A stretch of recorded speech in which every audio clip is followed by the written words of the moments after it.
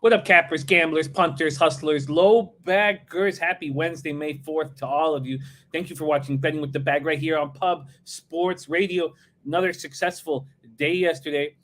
Being a real strong 3 or 4 weeks. Feels really good. We're 48 hours away from our Cash It Fridays Kentucky Oaks special all-day horse action. We're 72 hours away from our Kentucky Derby special, all day and night horse action. I was giddy last night. I mean, sure, it helps succeeding, but going from game to game to game to game to game, it was fucking heaven. Studying the Derby, just thinking about how lucky I am that I get to spend all day and night capping these games. And it's because of you guys in the chat that makes this show so special. God damn, it feels good. It feels really, really good. I can't wait to attack today's card with all of you guys. We got Ronnie Imbergia, hard G on my guy, Ronnie Imbergia in the house. Pens, Rangers, first period under 1.5. That was a Pistol Pete Loshak spot. And I was like, how is this not minus 125? You know, Rangers scored 9.5 minutes in. What a fucking hockey game that was. Holy shit. And it was the difference between me not losing money in NHL was adding that under 1.5. But my God, is that fun to watch. Pittsburgh dominating 5-on-5 play, but their power play is a real problem. Shesty's got to get hot. And then Louis Domingue comes in and he's shuts the door. Oh, God, it just had everything. It had everything. It was fucking incredibly fun hockey. So we catch that Stars under. I wish I jumped on with you guys. Abs minus 1.5. It was just 5-0 after the first. Come on, fucking David Riddick. You know what, David Riddick? I think that's the last time we see you in the NHL. So look for a house in Europe and fuck off. Grizzlies money line plus 110. Sure. Who needs Dylan Brooks? A's first 5. Ronnie, my guy. Yarborough's first game. We fade him. Fucking beautiful. Ron Walsek says, do you think rain will affect Messier and the race in general? The new turf track as well. Well, the short answer is yes. But we're going to be capping all day Friday. So, we're going to have a good feel on the track. We're going to talk about weather. We're going to get a bunch of weather forecasts. So, we're going to be on top of it. But the short answer is yes. And do I still like Messier? Yes. I like Messier. Samson Farms here in Milton, Ontario. You know that, Gogster? Messier's from Samson Farms here in Milton. Look, that's not the reason why I like him, but it does add a little bit of luster here. Roger that in the house says, salute to all my true low baggers. Mark Schillingberg said, swept hockey yesterday, Washington, Pittsburgh, Colorado, Calgary. Attaboy, Mark. Attaboy. Clint started the Die Hard MMA podcast in the house. Justin Bilbo says, you guys think the Mavs will win 2 games? I'm going to be on the Mavs tonight. I just still haven't decided whether it's money line or the points, and just kind of keeping an eye on the market. We have Derl joining us. He went 2-0 on Friday, went 5-1 last week. Derl running nice, man. Derl right now is, we got Conor Mac for baseball. Just his second appearance. He had a great opening day. We'll talk about that. But Derl's 90-64 on the show, hitting at 58.4% plus 21.63 units, ROI plus 14.05%, average line minus 3. He's a monster. Mark Schillingberg says Castellanos is on paternity leave, so pay attention when he comes back. Bombs away. He says Sammy Calmer, Real Madrid, Man City over 3, and Real Madrid team total over 1.5. Mr. Vape says Milwaukee team total was added to my card as per Mr. Ragu. I did minus 1.5 when I heard that. It made total sense. Nice job. Kyle Hintlian, Jedi for life. We got a great group here. Nutflush Allen. He moved heavy on the Avalanche team total over 4.5 at plus 125. What a monster. He cashed that in the 12 minutes? Dennis Garcia, your Pens looked very good, and your Flames looked good. But I do think after that game that Ottinger's got to have a lot of confidence, and the Stars should have some confidence. But Flames are just a great hockey team, and that was a clinical effort. So nothing wrong with that effort. You should be very excited about your squads. And look, who is the only capper in the chat saying the Panthers fade the Panthers? It was Dennis Garcia. And he said it enough, so I didn't have anything to do with the Panthers in Game 1. 4-2 Caps. Great to have Dennis in the chat, and he'll be with us Friday and Saturday for the horses as well. Spenny Penny Bombs, it's all parlay series, business, Latsy, Billy Friedrich, Puzzler, Kyle Hintlian, Richie Rich, Roger that, nice 3-in-1 day, love seeing that. Jeffrey Blue, Johnny Gonzalez says, came across the show a few weeks ago, I've been winning a ton of coin ever since. I appreciate you. We appreciate you, Johnny Gonzalez. We're a team here. We defeat the juice together, and we work together. And look at my MLB. When I was just doing it on my own, I was 16-27 down 14 units. When I came back and was like, let's just talk every spot. Now, I have moved on one game, but let's just talk every spot through. We had another winning day in MLB yesterday. So right now in MLB, since that terrible start when I was like, I'm going to start the year over right now. Now, of course, that shit record counts, but I'm 32-21 plus 10.17 units. Teflon Dawn, Jeffrey Moore, Andrew G says Avalanche -1.5 smashed again next game. I'm not certain I'm going to smash it again. I just don't feel like that. I would not be surprised if it catches again. I'm just not certain I'm going to move on it. Slatsy says, was that goalie interference? It's extremely, extremely difficult. I think there was a push in the back. Look, that's what we're taught to do. Cut to the crease. My dad would be so proud of me every time I would cut to the crease and get hurt. Like when I get pummeled, because I got pummeled a lot. But when I would cut to the crease, cut to the net, and get pummeled, he would just be sitting there. He loved every second of it. That's what we're taught to do. And I don't think he did anything wrong. But every goalie says that's goalie interference. I don't know. What do you think, Slatsy? Penny Bombs, Boston first quarter, Boston, Memphis, ML Moneyline Parlay 2-0. Attaboy. Spenny Penny Bombs. Big weekend ahead of us, Penny. Kyle Hintley and Jeff Shahadi. Lucas Ryan says Blue Jays lost my lunch money. Not mine. I stayed off of it. Look, I wasn't on the Yankees, but the Jays are now very close to what they were at the beginning of the year across everything. Kikuchi loses today, which is very reasonable. Then we're starting to get into the numbers where I might be able to move on them. Dennis Garcia says, what you saw in OT, Pitt, older, slower team still destroyed New York 5-on-5 in OT. Yes, Dennis, but the best player on the Rangers, Artemi Panarin, was absolutely terrible. I've never seen him play so bad in my life. Oh, there's fucking pigeons out there. Oh, did I leave the window open? Oh, God damn it. Fucking pigeons. I'm in such a good mood. These pigeons are about to ruin that shit. Look, Panarin was god-awful. He's got to play better. You had the Rangers, the Penguins' best players played like their best players, and the Rangers didn't get anything from Panarin, but it's going to be a great series. I'm very, very excited about all this. Razor Sharp Picks, Giant, 6-in-1 day, plus 1160. I love it. I love it. Nut Flush Allen says, I would love to see him in net for the entire series, meaning Deming. Okay, we got to get to work. Blue Balls play today is in. Blue Balls play today is in. Let me grab that. Here we go. And Dennis says, take Dallas money line. Says, I'm guessing I'm the only one that trusts analytics. Dallas outplayed Phoenix game 1. Maybe didn't pass the eye test, but I'm rolling with it. I love hearing that. I mean, I'm going to be on them in some form. There's DX Filer in the house. I'm just going to try to copy all of the action here. Copy and paste all the action. Then we will get into NBA and then MLB. MLB and then NBA. My fault there. All right. Billy Friedrich says Game 3 Boston on Friday night. That will be fun. Kyle Hidlin going to Game 3. That's going to be incredible. All right.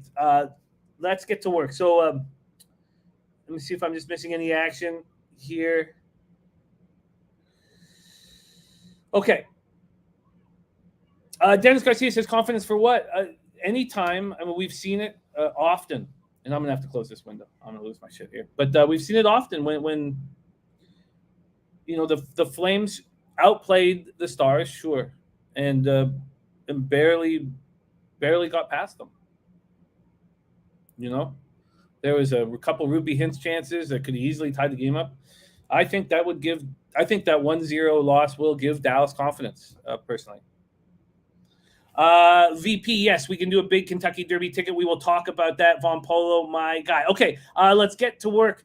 Brady says, I've certainly showed up. Glad you got that one, Jimmy. Glad to stay off it. Yeah, it was pretty, whatever. It was, you're You don't tap yourself on the back for cashing with a big favorite on a puck line. It's expected. Billy Friedrich says, were the pigeons knocking on the window? No, but there's sacks banging around out there. It's no good. I got to close this window. So let's bring on your first guest of the show from Belleville, Ontario. Please welcome Mr. Gogster to the house. Mr. Gogster. Hello, guys. Oh, look at that. O'Brien Palmer, $1,086 night says, thanks to you guys. Enough love. Yeah, O'Brien, it was a great day yesterday. We've been really strong for 3.5, 4 weeks. I'm so glad that you hit 4 digits on that. Mr. Gogster, why don't you talk about the games that you saw last night? I'm just going to close this window and I'll be right back. So you'll be full screen. I'll be right back. I want to talk right away about the that goalie interference play with the last 3 minutes. That was an awful call, guys. Whenever someone's going right, if you're going into the net, Jimmy said it, you're cutting across the net. He didn't purposely go right into the goalie. The defenseman was pushing into him. He fell. He actually didn't even hit the defenseman, Jose. It was the fucking defenseman for whoever the fuck the Rangers were playing, guys. Having a brain fight. He was the one that went into the goalie, and then they call goalie interference. It's Pittsburgh, right? It's Pittsburgh. It's just, when you get Crosby and Malkin, the refs, they want these guys going deep. I don't know what's going on there, but I thought that was an awful call. It doesn't help that I had Rangers maybe in regulation. That could have had something to do with it, Jose. But I still thought it was a bad call there, to be honest. The guy goalie, too, was all over the place. Shesterkin, Jose, guy made like 80 saves last night. 80. Is that good? Well, weren't you a goalie one time back in the day? Yeah, I was a hockey goalie, a.k.a. Catcher for my Little League team. I just played like a goalie, yeah. Yeah, so 80 saves is pretty insane to make in one game. The other goalie for Pittsburgh had to be pulled out of the game for cramps and like dehydration, so they had to bring in Louis Domingue halfway through that game, and he ended up standing on his head. He played pretty damn good, and that just tip in front of the net from Malkin, good veteran goal there in front of the net. So it was a hell of a hockey game, as Jimmy said there. But yeah, I thought that was an awful call, Jim. Like, well, what are you supposed to do? The defenseman was leaning right into him, and the defenseman was the one who took over Casey DeSmith. So I just thought that was a bad call. Like, they wanted more hockey out of it. So yeah, that's a little report on last night there. Good to see some favorites taking care of business. Colorado there, Jim. It's going to be a 4-0 sweep. Nashville have no chance in hell. And then tonight we got some. This is my between the two days, Jimmy. This is my day, buddy. I love this Boston, Carolina, Tampa, Toronto, St. Louis, Minnesota, LA, Edmonton. I think this is a juicy day, juicy card. And yeah, we have some confirmations on some goalies that I'm kind of shaking my head at. So let's get into it, buddy. Well, I was shocked that Marc-Andre Fleury was in that for Minnesota game 1. And had I have known that, there's no chance I would have bet on Minnesota. I'm heavy on Minnesota today. Let me just get this into Conor Mac. Oh, sorry, 840. So we'll do this. We'll have 25 minutes to hammer this out, Mr. Gogster. And let's get right to work here. Right, Spenny. And look, I would have called that a goal. I would have changed the call from the booth, but I was surprised. Very much so. That elbow in the back, but then when I heard everybody talking about it, of course Kelly Rudy's goalie. Of course he's going to say, I love goalies. I'm a huge goalie fan, but that's not the offensive player's fault. Like you said, well, what's he supposed to do? Just kind of like let the puck go into the goalie and skate away. He was getting pushed from behind too, and the other defenseman was the one who took out the goalie. Fuck, man. Anyway, I was pissed off from that bad call. Yeah, it hurt. But let's get right to work. I'm coming off a 2-2 day in NHL yesterday. It's not been a great start to the playoffs. Rangers -1 was a loser. Avalanche -1.5, -125 was a winner. Flames on the puck line at +115 was a loser. And Pittsburgh Rangers first period under 1.5 was a winner. Let's get right to work. And East first round game 2. Carolina leads the series 1-0. And man, this is as old as I don't know what to make of Marchand. I don't know. I don't want to say he looks old. I don't know what's going on, but he does not look dominant for the first time in his career, I would say. PNC Arena in Raleigh, North Carolina, we have Linus Ullmark expected to go back in net. Is it Swayman or they went back with Ullmark? Going up against Antti Ranta, who looked great in his first playoff start. Now, he had made 5 appearances, but that was his first playoff start. Boston, 21.2% power play, 81.3% penalty killing. Carolina, 22% power play, 88% penalty killing. So the Hurricanes despise this Bruins team. And they knocked them out of the playoffs 2 of the last 3 years. And this year just feels so different. The Hurricanes destroyed them in the regular season, 16-1 in a 3-game sweep. They just beat them 5-1. They're doing it without Freddie Anderson. You have rookie Seth Jarvis, who's closed this regular season on a 7-game point streak. He goes for a goal and assist just to show the depth this team has. Yeah. And they win 5-1, and now we get to see what this Boston Bruins team is made of. I don't know what they're made of. They opened up at -105. That's where they stand right now. There was a 5-cent move to Carolina. That's gone. And this total sitting at 5.5 -120 to the over. I've not moved on this game. Take it away. Mr. Gogster. God, isn't this fun? Aren't we lucky that we get this opportunity to cap these games with all these great captains? It's so much fun. Take it away, Gogster. East first round, game 2. Carolina up 1-0 on the Big Bad Bruins. Yeah, so Boston, I just don't think they can keep up with Carolina, guys. As that game went on, Carolina just got stronger and stronger. That first 10 minutes, though, Ranta, he almost let in an early goal. Boston were definitely the better hockey team early on, but Carolina held that surge from them. That's what you're going to see a lot in the playoffs. The team come out. You got like teams like Tampa Bay that have lost, Edmonton. You're going to have to hold that first surge. Like Nashville wasn't able to. They allowed 5 goals. If you can hold that surge, same with St. Louis tonight. That's going to be huge. And I do think Boston's going to come out pretty pissed off here. They changed up their D pairings too. They had McAvoy originally with Lindholm. Now he's going to be with Grzelcyk because Grzelcyk and Carlo were just awful. They were -5. So Carlo's now with Lindholm. So you're going to have 2 bigger defensemen there in Lindholm and Carlo. So that tells me it's a little more accountability there when you have 2. Just that pairing, Jimmy, with Carlo and Grzelcyk did not work.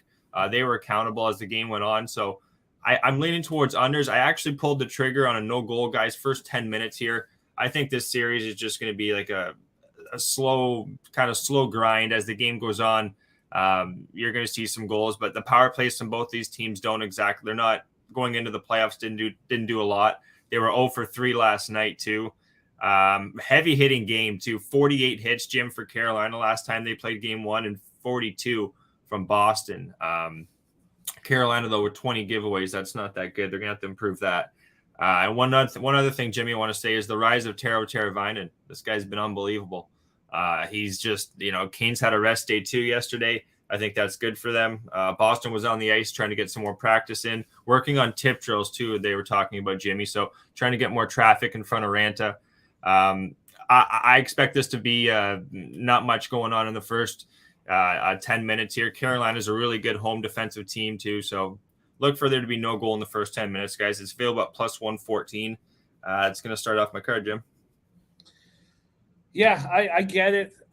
I would move on the first period under 1.5, but I just feel like the Bruins have to come out fired up. Eric Jones, what's happening? Fleury's confirmed.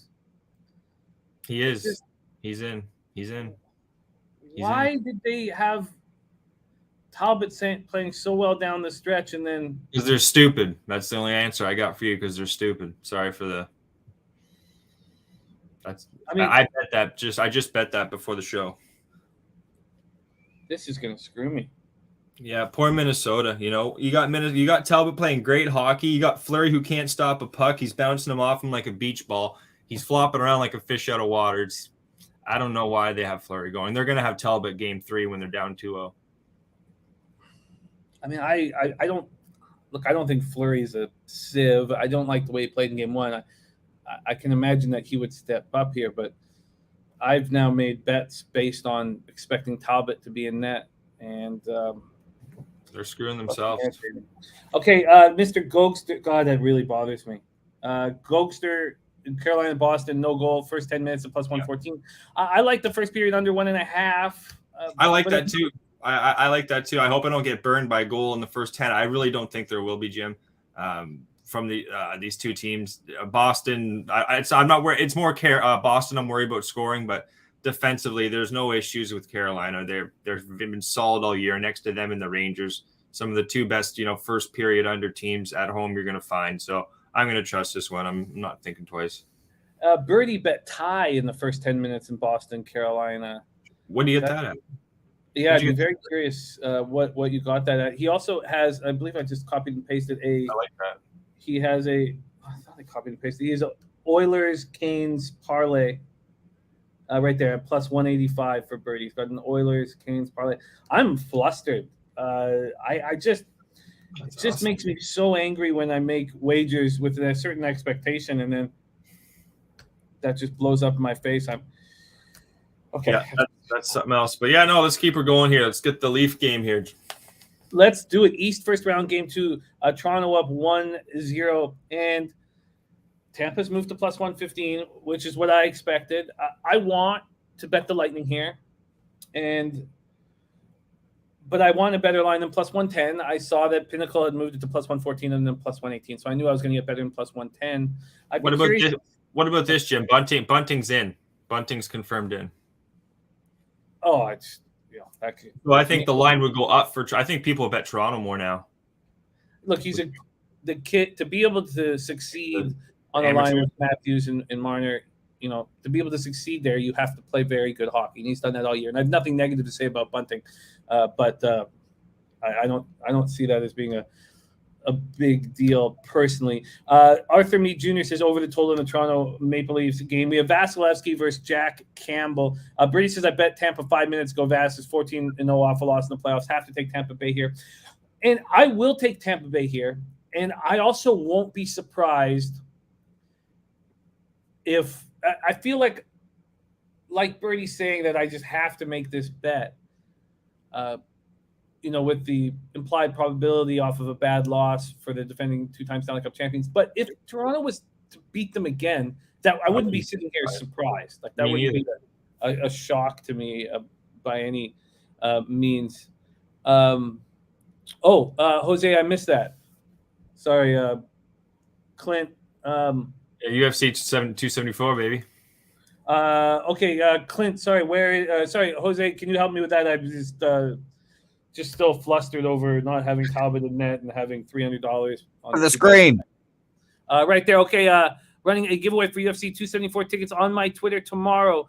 So if you or somebody you love is in Arizona, heads up. There's Clint, the diehard MMA podcast. Love that. Very, very cool. Thank you for sharing that. And thank you, Jose, for keeping me in the loop there. A great job by both of you guys. Okay, here we go. So Tampa Bay power play 23.9%, penalty killing at 80.6%. Toronto power play 27.3%, penalty killing at 82.1%. These two teams that have been so prevalent in the NHL playoffs over the last couple of years, the Boston Bruins and the Tampa Bay Lightning, are both with their backs against the wall. Both we're going to see the true character of these squads. Leafs coming off a dominant 5-0 Game 1 victory. And, the Clifford hit on Colton. He didn't have the puck, but, you hit. It's hockey, bud. Sorry your face got hit up against the glass. Get up. Look, I hear what you're saying. It's also, a 5-minute major. And I know, I understand what Clifford was doing. He was pumped up. He gets that first hit. Crowd's going crazy. That's the loudest I've seen the Leafs crowd. And it's going to be louder tonight. Since, Killer was out there in 92, 93. But, that's a 5-minute penalty. You get excited. If you see numbers and the name, you can't put your shoulder into the back there. I'm not angry or anything with Clifford. I mean, he's doing his job. Watching hockey too long, I guess. This day and age, I guess it's a 5-minute penalty. Well, look, the hit. We want to switch games. The Lindgren hit on that first power play, and they said it could be a 5-minute game misconduct for charging. Remember when who did he hammer? You gotta go back and watch that. I didn't see. I don't remember. It was because right after that, Fox cross-checked Gensel and was very lucky. It could have been 2 penalties at the same time, but that should not have been a penalty. That was just a great hit. Lindgren couldn't have done that any differently. Sharon says this is another Toronto full game, in my opinion. There was how many penalty minutes? We had 113 penalty minutes. But when you get that 5-minute power play, you have to hurt the opponent. And as soon as the Leafs got through that 5-minute power play, I was like, oh, the Lightning are in trouble. The Lightning go 0 for 5 on the power play, and Jack Campbell didn't have to do very much here. So, and Dennis saying the under is what he's looking at. That was my first inclination, was to take the under, but it's up minus 125 to 6.5. So I'm not going to do that. Then I was like, do I take the Leafs team total under? Because I could move it to 3, but the Leafs are just too dangerous offensively. I'm taking the Blues team total under, but now that Marc-Andre Fleury's in it, I'm a little concerned about that spot and shocked by these decisions. But I am going to move on the Tampa Bay Lightning, and I wonder if I can get better than plus 115. Let's just see where the cash is in this game. I'm just curious. Where is it at, Jim? I'm interested too. We have 46% of the tickets on Toronto and 69% of the cash on the Toronto money line. And then total-wise, 40% of the tickets on the under and 57% of cash on the under. I think there's some sharp action on this under. I'm going to move on the Lightning. I wonder if I can get more than plus 115, maybe plus 120. I will definitely be on the Tampa Bay Lightning tonight. Take it away here, Gogster, Lightning Leafs. Yeah, the total side, I agree with that under. One of the guys was asking Arthur Mead, is Ty Domi playing tonight? He's not playing tonight, but his son is playing for Carolina, so you can tune in and watch his son in Carolina there, Arthur Mead. Looking at Tampa Bay, though, I think they're going to have a good shot first period, Jim. Looking at what they did going into the playoffs, into the regular season, they were the hottest team in the first period. They had 15 goals in the last, I think it was 2.5-3 weeks. So they're a team that comes out really strong in the first period. You got Stammer too. You know, Stamkos first time playing his hometown team here in the playoffs. I think Tampa Bay is going to come out guns a-blazing early, but the crowd and stuff. I think Toronto's going to counter the total. I've been burned so many times taking Toronto going against the Leafs. I'm not going to go against them full game, guys. But first period, I got it at plus 106, Jimmy, 10 cents less than what the original money line is. So some people are definitely hitting that Tampa Bay money line, I imagine. I have a hard time not taking Tampa Bay here, guys. One thing though, Jimmy, I noticed Hedman, he wasn't. I don't know what they're going to do. I think they're going to put him in with McDonough or Cernak just because that line there had 0.73 goals expected against, which was not that good. Sergachev and Foote were money in the bank. 6 minutes of ice time, not as much as you expect, but Tampa Bay, they're really changing up their defensive pairings. They got to get their deep pairings, I think, a little more consistent. After that first game, they're going to have a better idea of what to expect from Toronto. So Tampa Bay early. I like Tampa Bay, Jim, plus 106. Could see an overtime game here. I got a weird feel of an overtime game here. Community knowledge. I gave you a shout out earlier. That was a spectacular 5-2 Bolts, Billy says. Scorecasting. Billy Friedrich likes 5-2 Bolts. Yeah. Richie Rich on the Bolts. I'm going to be on the Bolts as well. Do you like a full game, not first period, Jim? Yeah, I want the full game, but I like the first period, and I don't want to double up. Okay. So I'm going to give myself. That's going to be in my. I already pulled the trigger on it. I got plus 106. Plus 106 on Lightning first period. I like that. That under 1.5 first periods plus 125. That's appealing. It was plus 130 when I almost bet it. I know it's a weird thing to say, but like that, Toronto's going to be absolutely like Bunting too. Jimmy, he grew up in Scarborough. Like he's a local to this area, so he's going to be playing his first playoff game too for Toronto, or not? Yeah, first playoff game, right? Or was yeah. So this is a big game for Bunting. I think that place is going to be rocking. Toronto's like we thought yesterday was crazy. I think tonight's going to be even more nuts in Toronto. So that's why I'm worried about Tampa Bay full game, Jim. I know it's stupid to think the home crowd, but man, Toronto, those 5 power plays. One of them was a 4-minute too, I believe. Even that 5-minute power play they killed off. Like they were playing. Just with on the road, I could see Toronto losing both those games in Tampa Bay. To be honest, I think home ice advantage is going to be big in this game. Big, huge. Well, I'm very excited to watch the game. The whole family here is very excited to watch the game, and very upset with me that I'll be on the Lightning. And I've taken a bunch of shit from my girlfriend about it. As you should. She's like, take some of the fun away, and I was like, you know what? All right, let's move on to 9:30 p.m. Eastern. West Game 2. St. Louis leads 1-0, and we have just heard that from Puzzler says Roto now showing Cam Talbot as Minnesota's expected starter. Facts there. So we'll have to see. But I moved on 2 spots. I took Wild -1 at plus 126. That's a -130 and a plus 190. I do have some interest on the plus line on the Leafs team total under 3, but I'm not going to move on it. Wild had moved to -140 and plus 190, so I got -130 plus 190. Not a big difference there. One thing about the Toronto game, I do think Tampa Bay is going to have a much better game plan here. The more I think about it, maybe Tampa Bay is the side here. I just think they're going to have a much better game plan. But yeah, I'm excited. He said, "Why are we talking about bunting?" I don't know. Ghost is so high on bunting for some reason. Hey, you see this credit. He's just a guy. He's playoff hockey. That guy's playoff hockey. You want to see? He's going to be fucking fighting in front of the net. He's going to be taking. Hopefully, he gets some penalties on the other team. It's going to be great. Watch bunting. Okay, Rodo has confirmed that Marc-Andre Fleury will be between the pipes. So. You got Gogster's all bumped up about 5'11" Michael Bunting in front of the. He's gonna punch someone out. Watch. Oh man. Okay, we have Husso going up against Marc-Andre Fleury. I'm still shocked about this. Husso became the first Blues goalie to deliver a shutout in his first game, first postseason game for the Blues. The Wild outshot the Blues 37-31, but it was in special teams where Minnesota's 76.1% regular season penalty killing blew up in their face once again. And I don't know why it's so bad. You think with Joel Eriksson Ek that you have the right pieces of the puzzle, but they were bad, and it killed them in this game. Killed them.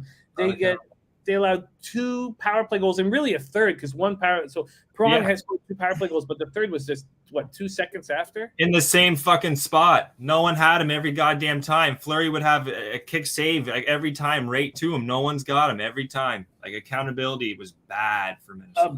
Blues were second in power play during the regular season, and that they came on so late in the season. They just fired up that ladder, and then they were 5th in penalty kills. So now you have this special teams rolling with the Blues. I can see why Birdie moved on them to win the cup yesterday at 15-1. Kaprizov, Eriksson Ek, hit goalposts. That's hockey. I don't think that's a big deal. But the Wild were only shut out once during the 82-game regular season, and they were just shut out. I expect to bounce back, but St. Louis has Minnesota's number 12-1-1 in their last 14 regular season games against Minnesota, and then just beat them here in the playoffs. Sterling Gentry in the house. Richie Rich says Minnesota loses here. They're done peak motivation. And Billy Friedrich has 40-1 in his pocket for Blues to win the cup. I love hearing that. First period over 1.5 for Slatsky. I think that's a very interesting look. Brady says the Wild are so undisciplined, and if you're going to give Blues free power plays, you can't bet them. I just think the Blues are the class of the series this year. I'm going to bet on a Wild bounce back, but a lot of that was thinking that Talbot was going to be in that. He must be big difference. I don't know what the hell. He's not hurt. He didn't, unless he fell down the stairs in a drunken stupor on a Saturday night that we don't know about. Like the guy's fine. He was playing good hockey. The team was 10-1 going in the goddamn playoffs, and now you're starting this guy. Like there's problems going on in Minnesota. I don't know why they're doing this, Jim. Well, hammer this game quick because we want to get into MLB in about 5 minutes. So hammer it. All right, I'll be quick. Yeah, so 2 for 6 also on the power play, or really 3 for 6, Jimmy was saying. Husso's money in the bank. Like, until they figure him out, why am I jumping all over Minnesota?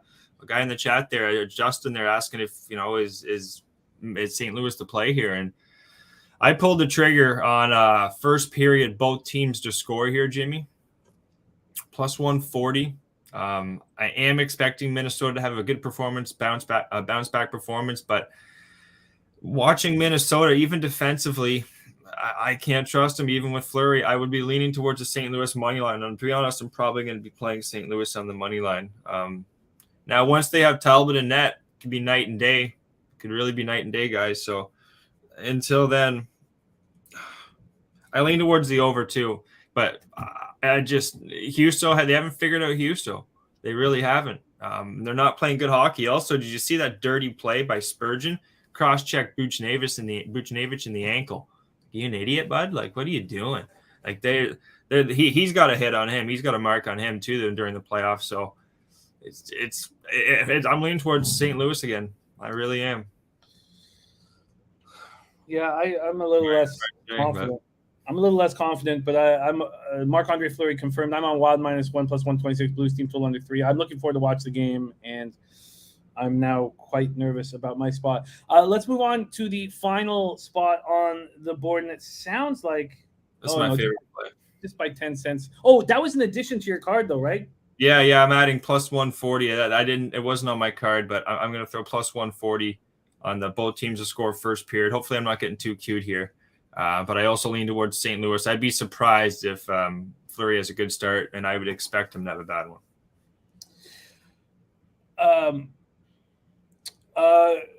Yeah, Goiper, we talked all about that, because definitely didn't say that the Preds were the pick. I was on the Avs on the puck line. But we did talk about the similarities between Minnesota and Colorado kind of limping into the playoffs, but it was David Riddick. I mean, I said that he would have a burn on the back of his neck from the light going on. His 5 goals in the first 12 and a half minutes. Red light, Riddick. Yeah, let's go into this one. I moved on the under 6.5 and -115. It moved to -125. I lost on this in game 1, and I'm going right back to it in game 2. Quick versus Smith. I loved the hockey game. I loved the way Derl played. I cannot believe the Habs didn't re-sign him. He looked very good, and I just feel like after winning game 1, the Kings can't get into a battle of odd man rushes. They just can't do it with the Oilers. I think they got to tighten everything up. Yeah, that game was crazy back and forth. It was very, very exciting. Kyle Hintley saying going huge on Edmonton. We just need to all remember every time that Edmonton's been in the playoffs, their depth has been non-existent. And maybe that will change with Hyman and the way Nuge is playing, and maybe. And the Blackhawks destroyed them because they're a one-line team. And Mike Smith can look vulnerable at times. I also am looking at this first period under 1.5 and +130. I don't know if I'm going to do it. But I am on the under 6.5 -115. I've beaten that by 10 cents. Take it away here, Mr. Gogster, Kings Oilers. Last game on the card. I just make it simple here. It's short and sweet. I really do think Edmonton's going to bounce back here, Jim. Victor Arvidsson looks like he's doubtful here. Arvidsson is tending to a personal issue. Unlikely that he'll take on the Oilers in Game 2 of the Western Conference first round. So no Victor Arvidsson. So I didn't know that. Yeah, there's a bit of an issue there with them. I cannot see Edmonton going down 2-0 in this series, Jim. I really cannot. I got regulation, guys. Edmonton -125. Probably my favorite play on the card, to be honest. Edmonton's they were coming on at the right time too at the end of the year. I think that first game, they got down. LA Kings do that to you, man. They'll do that. They'll come out hot. That's a team you got to hold the surge against. These guys like coming out hot, coming up early. They're up. I think it was 2-0, then 2-1 with McDavid's goal. So I expect a much better performance early. The coach, they know they can't get down. It's a quick hockey team, so. I don't mind Edmonton's defense, but Nurse, Ceci, Keith, and Bouchard there. Bouchard and Keith there at a .87 expected goals again. So it was just defensively there. They know now how fast this Kings team is, and they can't fall asleep early. So I think Edmonton, Jim, they're going to take care of business. Smith should be fine. They expected goals against. Quick had a 4.18 expected goals against, only allowed 3. So Edmonton were all over them. 2.61 from Smith. So I expect to bounce back here. Face-offs are pretty much split right down the middle. Give me Edmonton, Rag, -125. I want nothing to do with this hockey team in the playoffs. And I get it. I said I was going to take the Kings on the money line every game, and I didn't. Just such a pussy. And of course, they catch game 1. I'm not going to take them game 2 here, but we've watched McDavid squeeze the stick too hard, get no help, no depth help. And to see it again would not surprise me. Dennis Garcia said I saw the same sorry playoff Edmonton team of years past. Kings win game 2. And Mike M saying McDavid is the leader when they're down. We've seen it time and again. I kind of blame the roster around him more than him personally. I think that he does care very much when it comes to play. But I'm on the under 6.5. I'm on the under 6.5. I'm going to go right back to the well. It was only a 6 available for us last game, and Birdie moved on it at +105. I think he got 105. It was 100, then 105. I ended up getting it at +100. I still think it's the right play. And spread play of the day is Edmonton in regulation from Ron Crawford. All day, Rodney. Let's fucking go. There you go. All right, let's review action, and then we move on to this big MLB card. Let me just get Ron's action in right here. Shout out to Ron Crawford. And you're in good company with Gogster and Kyle Hintley and Sean Thompson, Dennis Garcia. You got bunch cappers on the other side as well. Cheshire, look at Cheshire. Be careful with Tampa Bay. I think Tampa get up early and the Leafs come back in overtime and they win 4-3 or 3-2. There's my prediction. Yeah, it wouldn't surprise me, but I am going to go for the plus money on the Lightning. And it was good that I waited to make a little bit more money, and let's see if I can make it a little bit more as I continue to wait. Taint is in as well. Rocky's first 5 -0.5. We have Taint in. Let me just get that in above the game. Gogster, while I'm doing that, go down your action really quickly. Quick review here, guys. NHL playoffs, day number 3 here. Game 2 for all these matchups. I'm on Carolina-Boston. No goal early. First 10 minutes, plus 114. Check the first period tabs for that one. Tampa Bay-Toronto. I'm on Tampa Bay. First period money line, plus 106. St. Louis, Minnesota. Both teams to score early, plus 140. And Edmonton, probably my favorite play on the card, regulation, minus 125, Jimmy. I love that. Let me just get this in there. Okay. For me, I moved on 3 spots, and we'll be moving on a 4th when I bet the Lightning. But I am on right now Blues team total under 3, minus 119. I'm nervous about it with Marc-Andre Fleury in that. I'm on the Kings Edmonton under 6.5, minus 115, and the Wild minus 1 at plus 126. I will be on the Lightning. All right, and Ron Crawford coming off a clean sweep of spreadsheet action is Edmonton and also Colorado. Okay, so spreadsheet and taint are on the same spots. Let me just move that over here. We have spreadsheet and taint riding together. Beautiful. And shout out to spreadsheet. Shout out to you, Mr. Gogster. Looking forward to do this again tomorrow. Is there a better time of year than this? Oh, also, are you going to be rolling with us for Derby action? Friday, Saturday? Yeah. Oh, buddy, let's fucking go. I'll be there. Beer in hand and all. I love it. Let's go, guys. Get that Any cash. Any last words for the Cappers? Go, Leafs, go. Go, Leafs, go. Take care, there guys. he is, Mr. Gogster, pride of Belleville, Ontario. We move on to MLB. And since that terrible start, 16 and 27 down 14 units, when I said I'm going to stop everything and move forward, Colorado Rockies, right? Ron Razor, yeah. And just do exactly what I did last year. I'm now 32 and 21 plus. No, I've gone 32 and 21 plus 10.17 units, but I'm 48 and 48 on the year, down 3.83 units. I can see the black. Yesterday, Toronto Yankees first 5 under 4 was a casher. Reds first 5 plus a half was a loser. Cincinnati Milwaukee under 3.5 was a loser. Seattle Houston first 5 under 4.5 casher. Seattle Houston full game under 8.5 casher. St. Louis KC first 5 under 3.5 casher. Rockies first 5 minus half was a loser. A's first 5 minus 105 was a winner. There's CT Base now. We got Domi Gunrichi, a bunch of great MLB cappers ready to rock, and we have the perfect guest for you coming to us direct from Las Vegas, Nevada. He was spectacular on his first performance here on the show. He went 3-1 plus 2.63 units. He had 2 big plus money lines that cashed.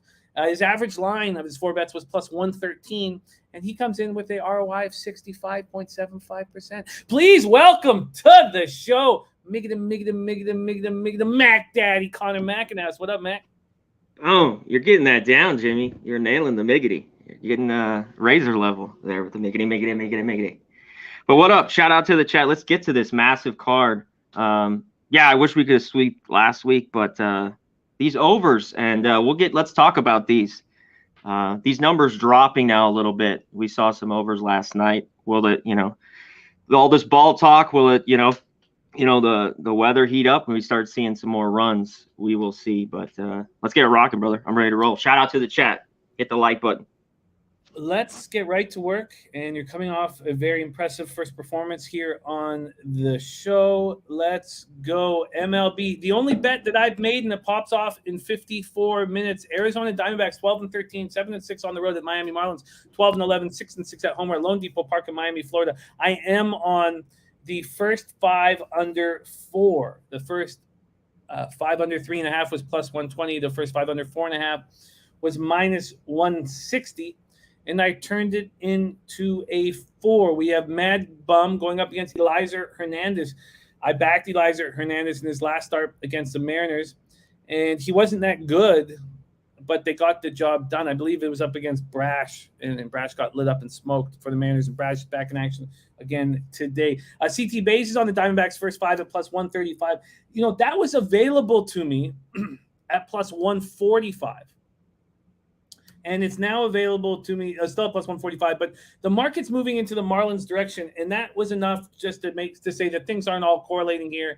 I'm going to stay off. But I completely understand why you would back Madison Bumgarner in the first 5, especially with what he did against the Cardinals, who are smashing lefties. Second league against lefties, goes 5 innings, 3 hits, 1 earned run, 1 homer, solo shot, 2 Ks, 1 walk, and a 6-2 win at the Cardinals. And then he goes up against the Marlins team that's hitting 200 with a 595 OPS for his lefties. So I can understand when you look at what Mad Bum's done this year with a 1.17 ERA against Eliezer Hernandez with a 5.75 ERA, 1.33 whip, that everybody would say, how do you not back the Diamondbacks in this price?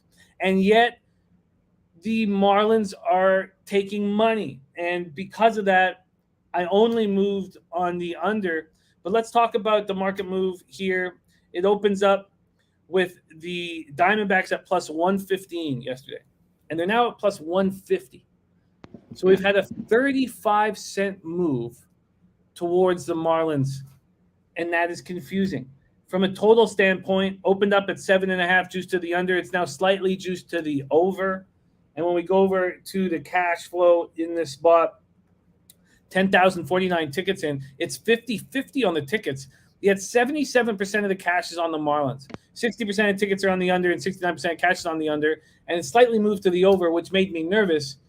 And because of all this, I have to stick with what has been working.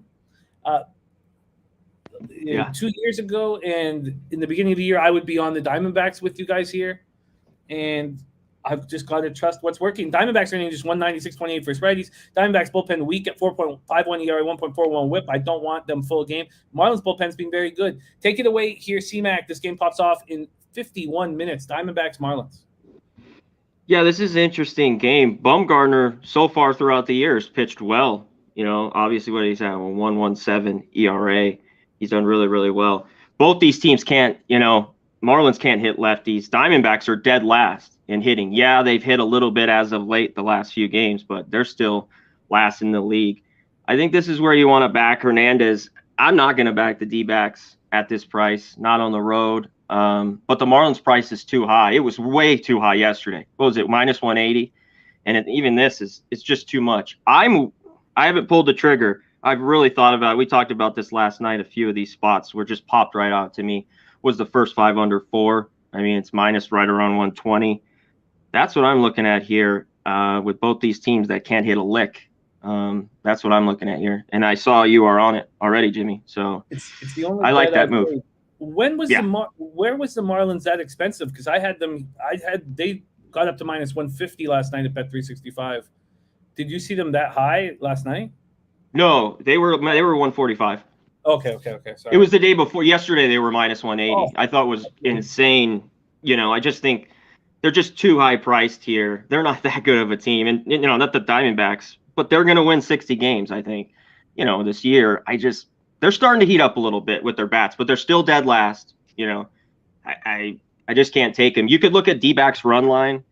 I mean their team total. Sorry, it's right around plus 105, plus 110 over 3.5. That way you don't mess around if you think they're going to score runs off Hernandez. You could look that way and instead of, so. Yeah, I get it. And Shy Archie and Johnny Gonzalez both saying the same thing, thinking that money's coming in on the Marlins because, people betting against the home sweep. Yeah. I don't know if it's that simple. Do you think it's that simple that's No, I think that's part of it, but it's baseball handicap. We can go every down, every rabbit hill, every look angle, which way, left, right, up, down. But that's part of it. I think that's why people are looking at this, and money's coming in on them. Dabby Cab, who will be on the show tomorrow, says the first 500 looks good here, but he says, I agree. I think they lose this game, but could be up after 5. That's why I took them at plus 150. And same with CT Bay, says Mariners could definitely win at home late. Reason why first 5 is the key.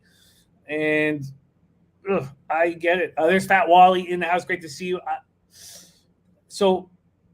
And wow, Jeffrey Moore says he can get the under 4 first 5 at even money. Wow. Where? I'd love to hear where. I see. Even at William Hill, wow, it's minus 105. A lot of money's coming in on the over. That's why it's got me just I like the under 4 as well. And it was juicier. I see 105 even at William Hill right now. Well, that would make me nervous, and it's made me nervous. And look at that. Johnny Gonzalez got under 4 at plus 110. Under 4 is minus 103 at Bookmaker. Yeah, Bookmaker should have even better than we have William Hill. Wow. Okay. Well, I'm certainly uncomfortable about this spot now, and I didn't want to rush the 1:00 games. Had I Me have too. talked, if I had I have talked this out before betting, I wouldn't bet it. I wouldn't be on it. It's working talking it out with you guys, and it's plus 105 the under 4 bet online. I think I've made a mistake here. All right, let's move on. Let's move on to 1:10 p.m. Eastern. We're going to talk about the Braves-Mets game, and then we're going to go into both double headers.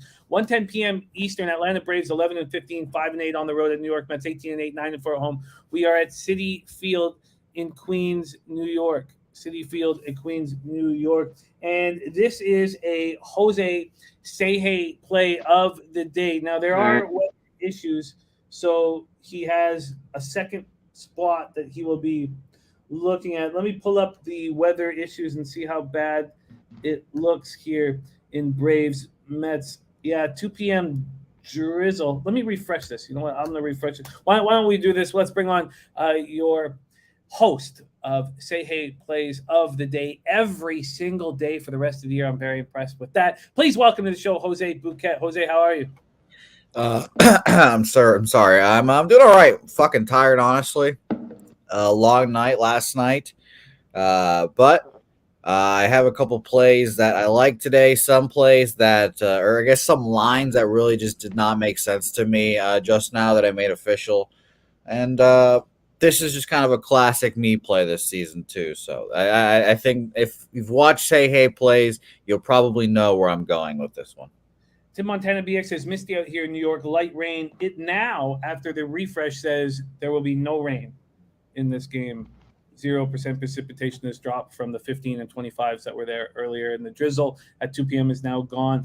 Very little wind. It does pick up a little bit through the game, 1.2 miles per hour in, but then it becomes 3.8, 5.7, basically left to right. Not much there. So I think this game will be a go. And Donnie Gun says it's been drizzling all night and still is. Like I posted, the umps will push this game along. CT Bay says Mets are legit. That said, I'm passing today. Mets do have a day off before 4 at the Phillies. Let's talk about this spot. Citi Field in Queens, New York. We have Ian Anderson versus Tyler Meagle. Anderson 2-1, 4.66 ERA, 1.29 WHIP, 19 in the third, 17 Ks, 11 walks, 3 homers.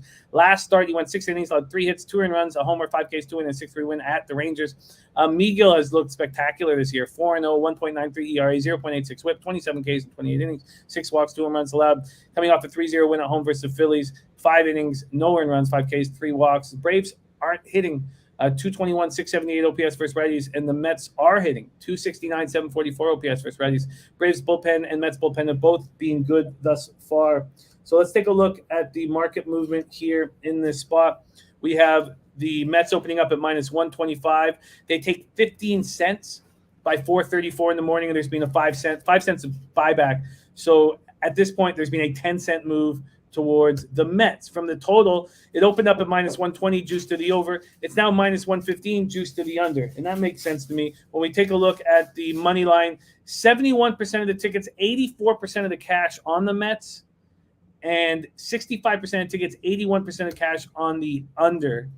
Let's start with Jose Bouquet. What is your plan for Braves Mets? Well, I moved on first 5 under, 3.5 here, and Miguel's been my guy all year, obviously. I bet him throughout the whole year. Shout out to him for the combined no-hitter last time out. He was spectacular. It's been spectacular. Ian Anderson on the other side is there would be the concern here, but I think he's a great pitcher. I think he's a top 15 pitcher in the league. And I think we know pretty quickly with Ian Anderson how he's feeling. He's one of those guys that if you will listen to the broadcast, the Braves announcers will basically say like, "Oh, he doesn't look uncomfortable up there." And if they say that, and you've got either unders or Braves bets, you're fucked. But if he's on it, he'll go out there. Last time out against Texas, 6 innings, 3 hits, 2 earned runs, 5 Ks, 2 walks. You would say against Texas, you would kind of expect better, but I'll gladly take that today. I don't think Miguel surrenders much. Obviously, you can talk about the weighted runs created plus. I'll mention the Mets. They're 5th, 118, so 18% above average there against righties. And the Braves are shockingly 22nd in these last 2 weeks. And then remember, I do all my splits from the 17th to today. And they are right now 84th. So pretty below average there. So I took the first 5 under here, keep riding the under train, didn't want to overcomplicate it. And it's one of those things, like I said, and this will be in reference with another pitcher later on in the card. If he has a blow-up start, you watch the blow-up start. But with my guys, I've been trusting them throughout the year, and I'm going to keep on trusting them until they screw me to a point where I can't do it anymore. One blow-up start's not going to be enough to get me off of someone this year. Not yet. So I took the first 5 under 3.5. I've been betting Ian Anderson as well with Miguel. I like both pitchers, and it just seems like an under spot to me. Did you tweet this play out already? Yeah, -115 or -110. Yeah. -110, which is what it's available at for me right now. I'm interested. I was interested, wanted to talk it out. I'm interested in that. Let's hear what C-Mac has to say. Braves Mets.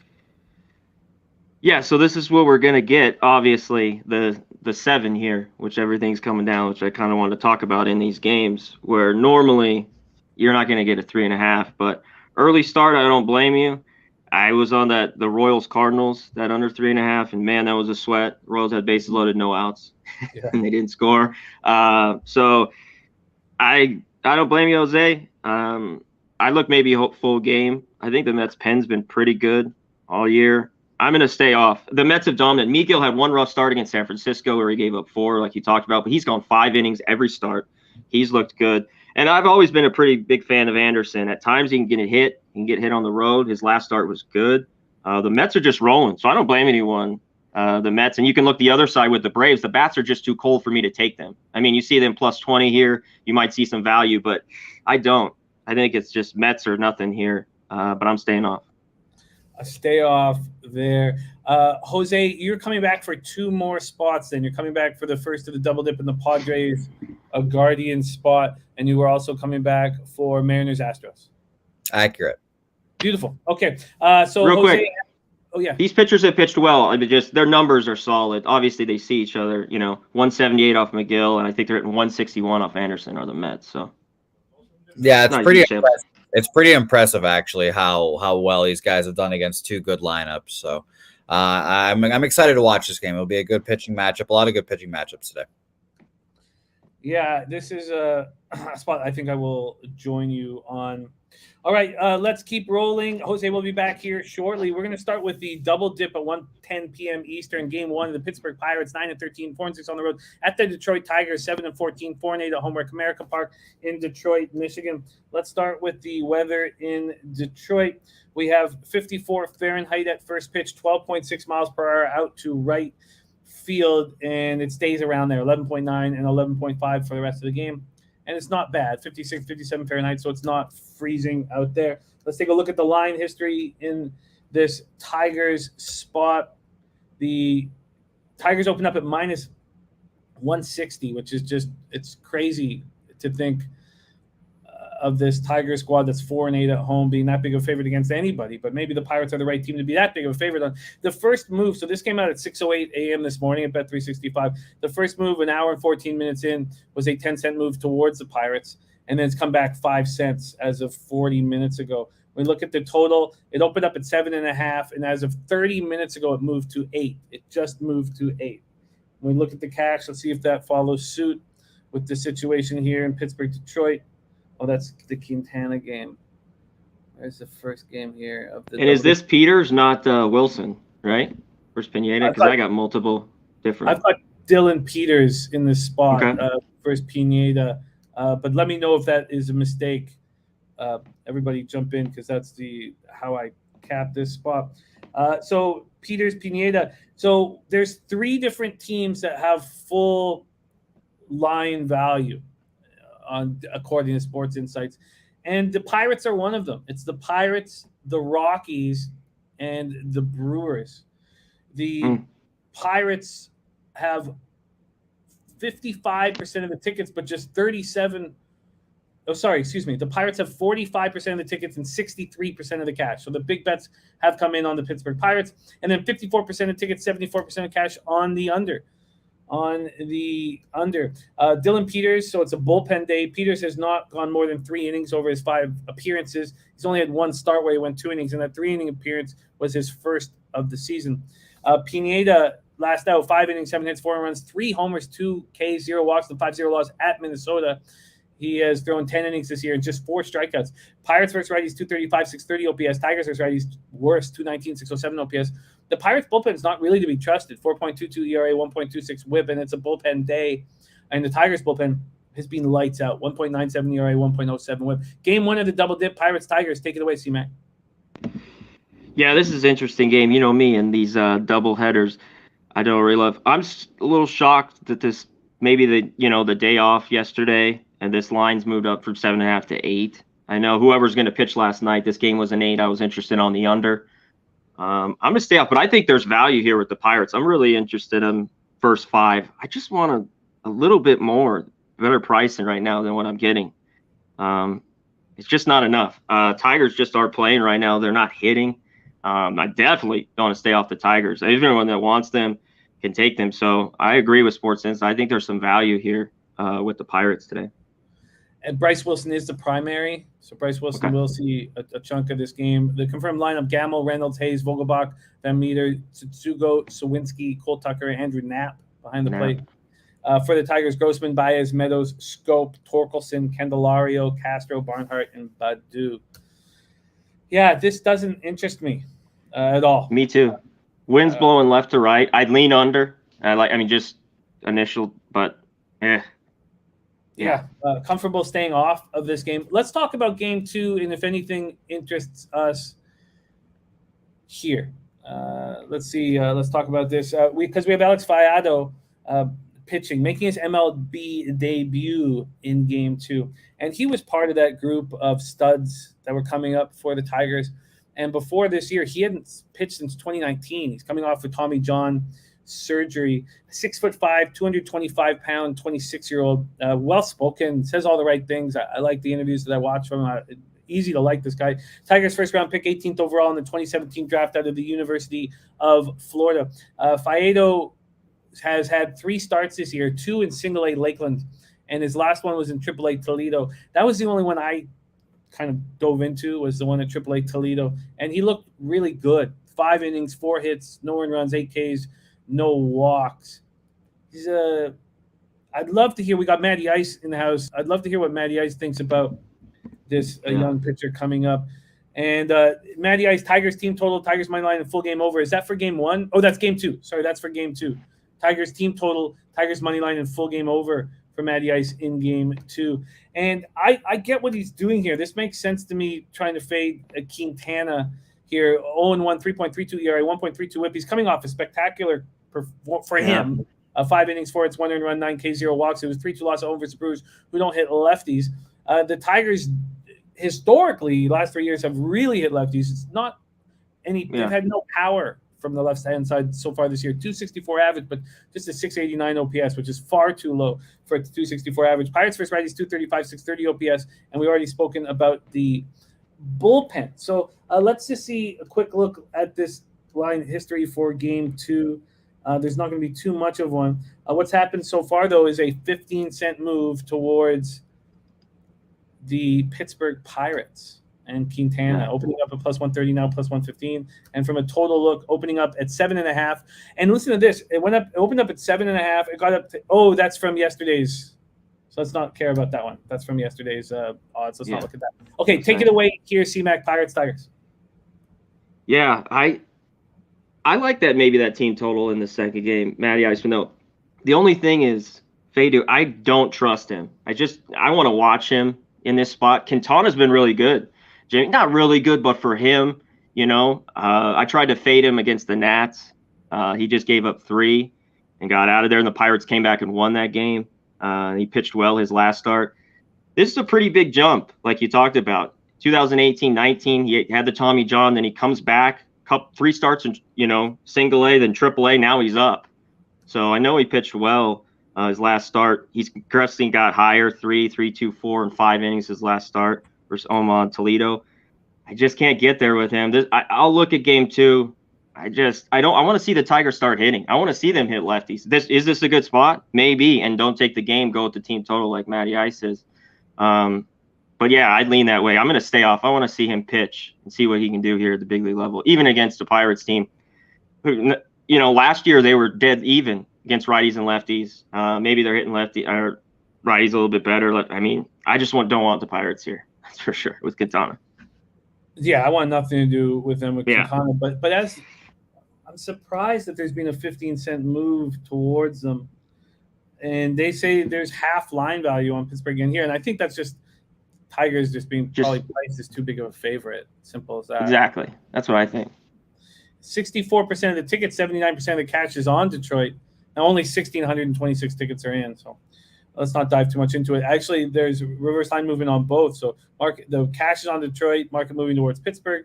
The cash is on the under, and the market's moving towards the over. So a lot of mixed messages. We'll take a look at lineups. Very uncomfortable here. Okay, and he says the full game over might be my favorite out of all three. So that's an ugly double dip. Let's move on to the next double dip. San Diego Padres at Cleveland Guardians. And let's bring Jose Bouquet back on to the show for this spot. Zach Plesac back on the mound here. Let's take a look at this Clevenger Plesac spot. We broke this down yesterday, and it didn't pop off. And this line for this game came out at 6:08 this morning. Had the Padres at minus 135.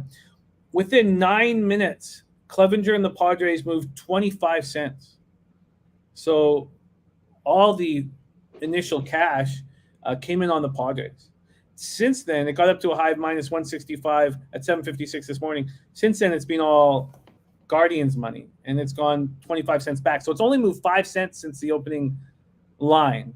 When we look at the total here, opened up at 7, a pick 'em, it's now a 5-cent move to the over, very small there. And when we take a look at the cash, we have 4,640 tickets in, 56% of tickets, 63% of cash on Plesac, expecting a bounce back, 43% of tickets and 68% cash on the under, and even though it's slightly moved to the over. And Plesac got lit up and smoked in his last start. 3 2/3, 7 hits, 7 runs, 6 earned runs, 1 homer, 2 Ks, 2 walks, 9-5 loss at the Angels. But the Padres are hitting lefties much harder than righties, just 236.74 versus righties, while the Guardians are 278, 790 OPS versus righties. And so Clevenger coming back, he didn't pitch all of last season. We haven't seen him since that 2020 postseason when the trade was made. So he's went 3 2/3, 67 pitches in his third and final rehab outing for AAA El Paso, expected to be capped around 4 to 5 innings. And we have Jose coming back here for Say Hey Play the Day number 2.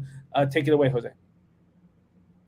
Well, I'm not going to the first 5 under again here. I did not end up going with that. Well, obviously the fucking game was canceled, so we don't have to worry about that. I was pretty surprised to click on Bovada and look at the team totals here and see the Cleveland Guardians at a 3 at minus 110 and a 3.5 at plus 125. Yeah, I'm on the page again just to double check. Minus 110 and plus 125. That is shocking to me, to be honest with you. On top of that, I think Clevenger has a good start. You know, we can talk there. I think he still has a good start. But Moose Money Talk said it earlier in the chat. This Padres bullpen is not that great. And I don't think Clevenger is going to go more than 5 innings here. So I'm getting 4 innings of the Padres' shitty bullpen against the third best team against right-handed pitching, 118 weighted run created plus, for 3 to 4 runs. I bet both of those already. I bet them during the show, actually, minus 110, plus 125. Cleveland Guardians, team total over 3 and 3.5. Just shocked to see a 3 at such a low price. It's weird to see. Maybe I've got my head in last year's mentality when we had a bunch of 10s, and now the new 10s are 8s, like Connor was mentioning, and 7s and stuff like that. But I'm pretty surprised to see that. And Moose Money saying it'll be our boy Nabil Chrismat for 2 to 3 innings for the next for after Clevenger. Yeah. But I'm not a sold on Nabil Chrismat here. Give me those team totals. It's pretty low, and I'm pretty shocked by that. So I took both, and shout out to Ski Profit because I'm pretty sure Ski's the one that does ladder plays all the time in NBA. That's exactly what I was thinking here. I was like, this could just be a ladder play. You could just take Jeffrey Moore 2.5 minus 150. You take the 3, take the 3.5, and I was like, wow, that's crazy. But yeah, I took both of those. So can you hit me with them again so I can get the right numbers in? What were they? Team total over 3 was minus 110 for the Guardians, and 3.5 was plus 125. And you want them both? Yeah. So team total over 3.5 is plus 125. Team total over 3 is minus 110, both for the Guardians. Those looks make a ton of sense to me. Let's hear what C-Mac has to say. Take it away, C-Mac. I really like it too, Jose, especially when you get that 3.5. Basically better than some spots right now. You know, they're plus 118 or 120 are the Guardians.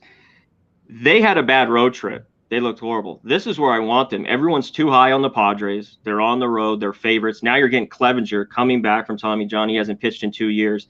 I mean, he went 3 2/3 was that last start. Sorry, I had it pulled up in Reno. It was. Yeah, 3 2/3, 4 hits, 1 earned. He doesn't go, I think, more than even 4 today. And you talked about the Guardians. I want them here at home. You know, they're a dog. I like that play a lot. And I think I might pull the trigger on it. Obviously, like you said, 278. They got their powers from these righties, 15 homers. This is a great home dog, I think, today. So team total, or you can take a money line. But when you get this team total, I think they got to score 4 runs. So I like that. I like it. It's just pretty wild to see, like I said, a 3 at minus 110. Like normally you see those 3s at minus 150 up there, at least like a minus 130, but it's just crazy to see. It is. And what are you going to get from Clevenger? I mean, the guy was pretty good, you know, when he was with the Guardians, 17, 18, 19 before the trade. He's got a good hook. Fantastic. I love Mike Clevenger. I wouldn't be surprised at all if he went 4 shut, no problem. Like I'm bracing myself mentally for him going 4, no runs at all, and then having to battle against Nabil Crismat and the Padres bullpen, which I had it up earlier. Let me see if I have it up still. They are currently 25th in ERA, if you want to use that stat, 4.12, and they have a 68.2 lob, which that means they leave 68.2% of runners on base.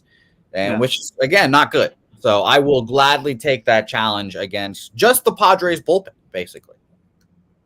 Yeah, they swept the A's. They get the day off. They should be rested. The Guardians. I like it. I like this spot. And Jim, if you want to use another one of your theorems here, little Padres heater, you know, they sweep the A's. They're changing cities now. So even another thing to make you feel better and warm and fuzzy in your tummy. Yeah, I guess. You know, TJ worried about the cold. By the way, if anybody wants the -1 calculator, I'll just pop it in here. If anyone wants to create their own 3, which is what I have to do. So there it is right there, the run line calculator. So I can't get it at -110. I think that's part of my hesitation. It's going to cost me -126 to get that 3. And that's just that scares me, honestly, for Bovado to hang a -110 or whatever. That's weird. So I'm a little, but I like the bet, and it makes sense to me. I'm just, let's take a look at the lineup that we're going to see here in Game 1 for the Guardians. Straw, Kwan, Ramirez, Miller, Naylor, Rosario, Jimenez, Maye, and Palacios. And then for the Padres, Grisham, Cronenworth, Machado, Profar, Hosmer, Kim, Beatty, Nola, Thompson. I like it. I like it. I don't know if I'm going to ride with you on this, but I can understand the look, and but I don't think I'm going to move on it myself at this point. I'm going to sit and think about it a little more. But great stuff, Jose. And Jose will be back for one more game. Before you leave, Jose, hit us with that glorious record once more, and who the special guest is today. Well, special guest today is my good buddy Andrew. He's been doing well on the show. Andrew Santangelo, no name, but shout out to him. I love Andrew. Yesterday we went 5-3, successful day, almost up 2 units, 1.8 units, and we're on the season. We're almost to 30 units, Jim, as the climb to 30 continues. 107-83, up 28.99 units. So one more successful day here, and we will be there. And Jim, I had a very smug asshole thought this morning that I'd like to share with you. I looked at my 1.8 day, and I was like, meh. I'm looking for 2-unit days now. That's the kind of mentality I'm at now. I'm not looking to go just positive anymore, unfortunately. I am looking for 2-unit days. I'm a 2-unit hunter, as they say. So we'll be back again here soon, and hopefully we'll find that second unit. There is nothing wrong with that. So keep up the excellent work. Jose, let's talk about game 2 and expectations here. We have Mackenzie Gore, who's looked dynamite so far this year. The lefty, 2-0, 1.76 ERA, 1.17 WHIP, 15 and a third, 20 Ks, just 6 walks, going up against Cal Quantrill, who's looked pretty good. 1-1, 3.27 ERA, 1.18 WHIP, 10 Ks and 10 walks, but his K-walk ratio is always subpar. But he gets the job done, gets the soft contact, and he has just 10 Ks, though, in 22 innings. But it was only allowed 16 hits in those 22 innings. Mackenzie Gore, though, is a 23-year-old fireballer. This kid looks very good. He's gone back-to-back starts against the Reds, who can't hit lefties. Does that skew his stats? Yeah, it does. He's only gone 5 innings in both. But if you look at the other pitchers who saw teams back-to-back in the last week, all those pitchers got touched. But the Reds can't hit lefties. He went 5 innings the first opportunity against them, 4 hits, no earned runs, 2 walks, 7 Ks. The next time he saw him, 10 Ks and 2 walks, 5 hits, 1 run, 1 earned run. And game 2, Gore Quantrill. Is there anything you're looking for in game 1 to happen and that you would move on in game 2? What are your thoughts here for this spot? Take it away. Yeah, because I think the Guardians at least split this double dip here today. So if you watch game 1, you talked about it, that I wanted to touch on. Gore, obviously a huge prospect for the Padres. That first start against the Braves was decent, 2 runs, but he had 2 solid. I had the unders in both those games, and they just came in easy against the Reds. Obviously, the unders with those Reds have been really, really easy. Quantrill, he's a guy that's all right. He's gone over 6 innings last 2. He's always 5-6 innings. Seems like he gets 2 or 3 runs up. The problem is I like the under here a little bit. We're not getting any value much here. 7, first 5's 3.5, minus 105. I'm going to wait here because I'm pretty high on Gore. Obviously, the Guardians they don't hit lefties, Jimmy. Where is it? 176. They don't have any power either. And a lot of them, I remember, came off Keuchel that day. Those 10 runs. So it's like they've really not hit lefties. Do they get to Gore? I definitely like the under. It's just you got to pull the trigger with the 3 and a hook with these 2 pitchers, or the 7 full game. What would you prefer for the game 2? If I go first 5, just because of these bullpens. I'm not wild about them. Not that they're horrible, but I'd look at the 3.5. They could be used. We know the Padres bullpen is going to be used much heavier in that game, so they're going to want Gore to go as deep as possible, and he's only been going 5 innings. So yeah. Okay, well, and it's cold. Remember, it's cold in Cleveland today. That's going to take more study. These double dips I don't find very appealing and pretty tough right now. I'm in the process right now of moving on that first 5 under 3.5 in Citi Field in Queens. I'm in the process of betting that here. Let's move on to 1:10 p.m. Eastern. St. Louis Cardinals 13-10, 6-5 on the road at the Kansas City Royals, 8-14, 6-8 at home. We're at Kauffman Stadium in Kansas City, Missouri. Let's start with the weather in Kansas City here. 52 Fahrenheit at first pitch, and light rain comes in a couple hours in. 10.4 miles per hour, right to left, slightly in, and it dies down throughout the game. 8.3 miles an hour in, and 2 hours in, it goes down to 6.2 miles an hour. And that's the situation. So it's not nice offensive weather, but not awful, but definitely defensive weather here for Wainwright and Bubic. Let's take a look at the line history here. We have the Cards opening up at minus 140. The initial move went to the Cards, but it's come back. So there's been a 5-cent move to the Kansas City Royals since the opening line. This total opened up at 7.5 minus 120 to the over. It's come back 5 cents. It's come back 5 cents towards the under. Let's take a look at the cash in this spot. We have 12,130 tickets in. So more tickets in for this game than any other than the Bumgarner Hernandez start that's about to pop off here shortly. And in this, we have all the money on St. Louis.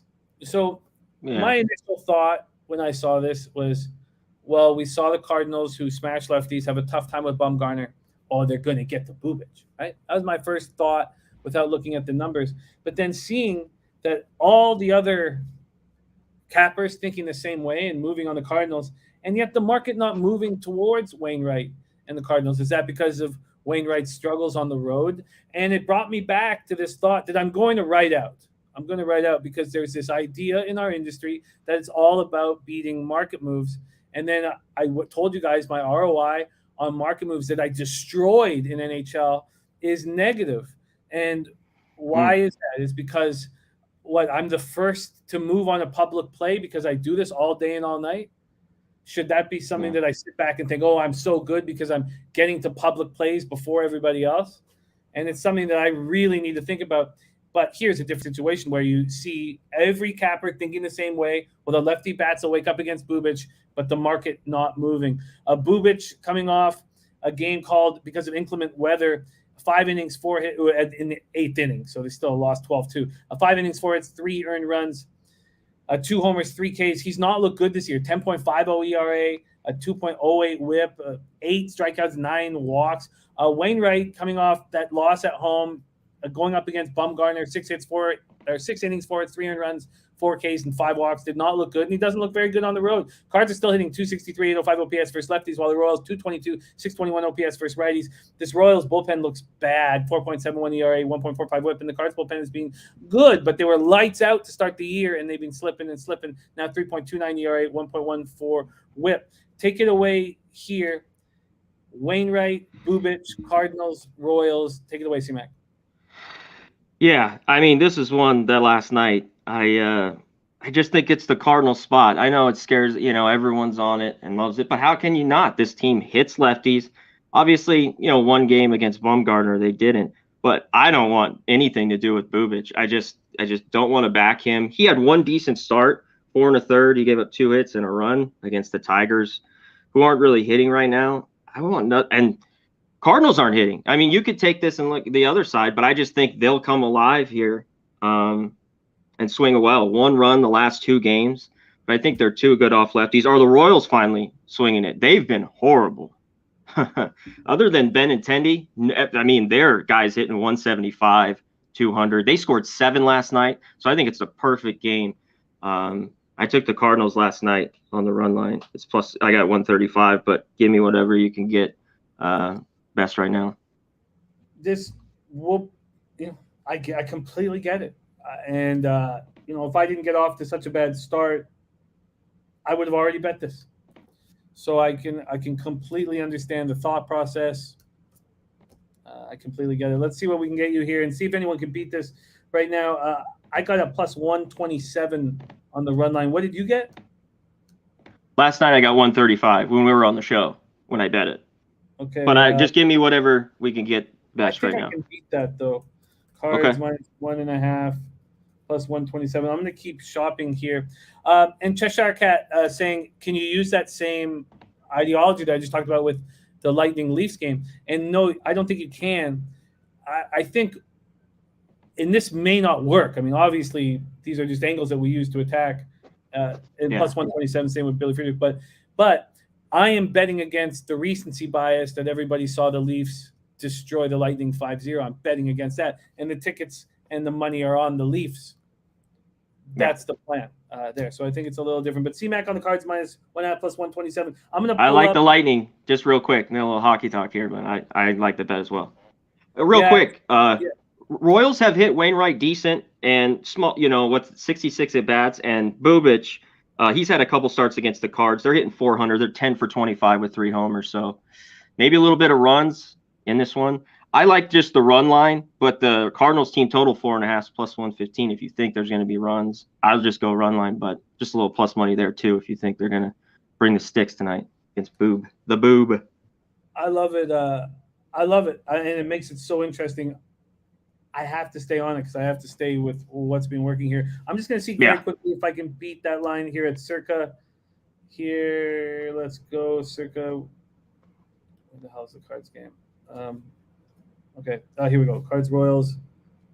No, plus 119 over there. So the plus 127 is the best we can find right now. Matty Ice looking at Arenado, Tampa Bay, total bases. Sorry, speaking of Arenado, total bases over 1.5 at plus 115. Oh, Cheshire Cat, I didn't think you were being annoying at all. These are very important questions, hugely important questions. Yeah. And that's why I'm going to write this out. We don't put out articles on Pub, and I agree. I don't think that, I don't know if I think articles might be sort of somewhat of a thing in the past, but I need to write this out. And maybe I'm going to take off. I'm taking the family to Florida here in a week, and Jose's taking over the show for a couple of days. And I think maybe when I'm just sitting on the beach, I'm going to write this shit out. Okay, so C-Max on the Cards minus 1.5 at plus 127, and I am off of this game. And we talked about the movement on the total as well. Yeah, so it's been a 5-cent move to the under, but that's 7. Look at, I completely get the look. Okay, let's move on to 2:10 p.m. Seattle Mariners 12-12, 5-10 on the road. The Houston Astros 13-11, 4-4 at home. Minute Maid Park, Houston, Texas. Double up on the under was glorious, and it made my day yesterday. Matt Brash got destroyed in that start against Eliza Hernandez last out, so we cashed on that, but it wasn't because Hernandez pitched well. It's because Matt Brash got touched violently. 2 innings, 7 hits, 6 earned runs, 1 homer, 3 Ks, 2 walks, and 8-6 loss at the Mariners. He's a 1.82 ERA, 13 walks in 17 innings, 16 Ks, 13 walks, not the K to walk ratio. Going up against Verlander, who's coming off a nice start in a 3-2 win at Texas. He went 7 innings, 4 hits, 1 earned run, 8 Ks, no walks in that 3-2 win at Texas.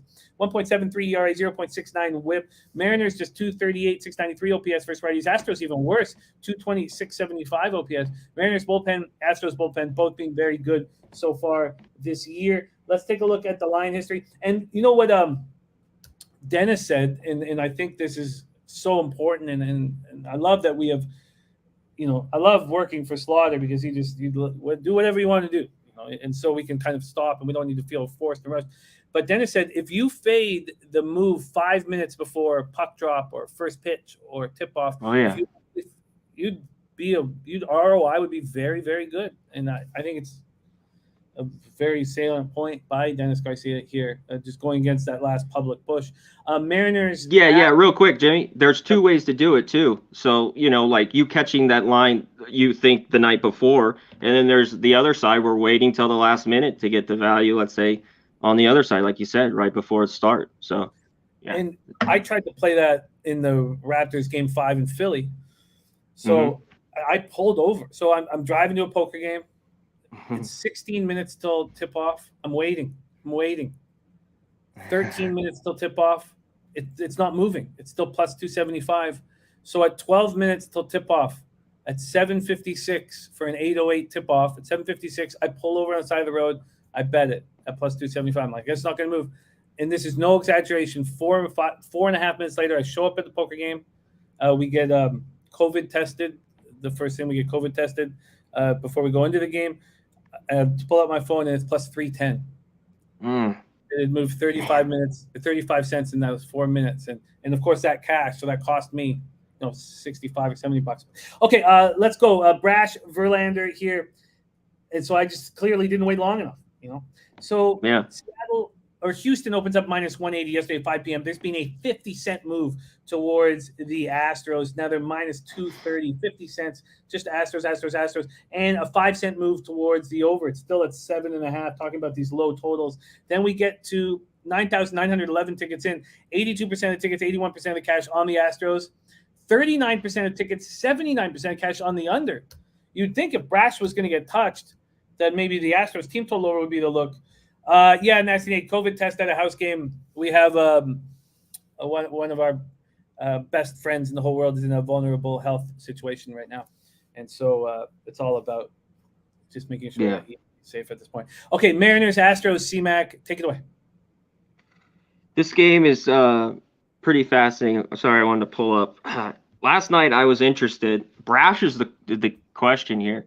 I mean, he got rocked like you talked about. who was it that home run I saw? Soler. I think it was like 468 feet or 470 feet. He had a bomb off him. He looked good early. Obviously, already has a start against the Astros. 5 1/3. He's got electric stuff, but he can't put guys on base.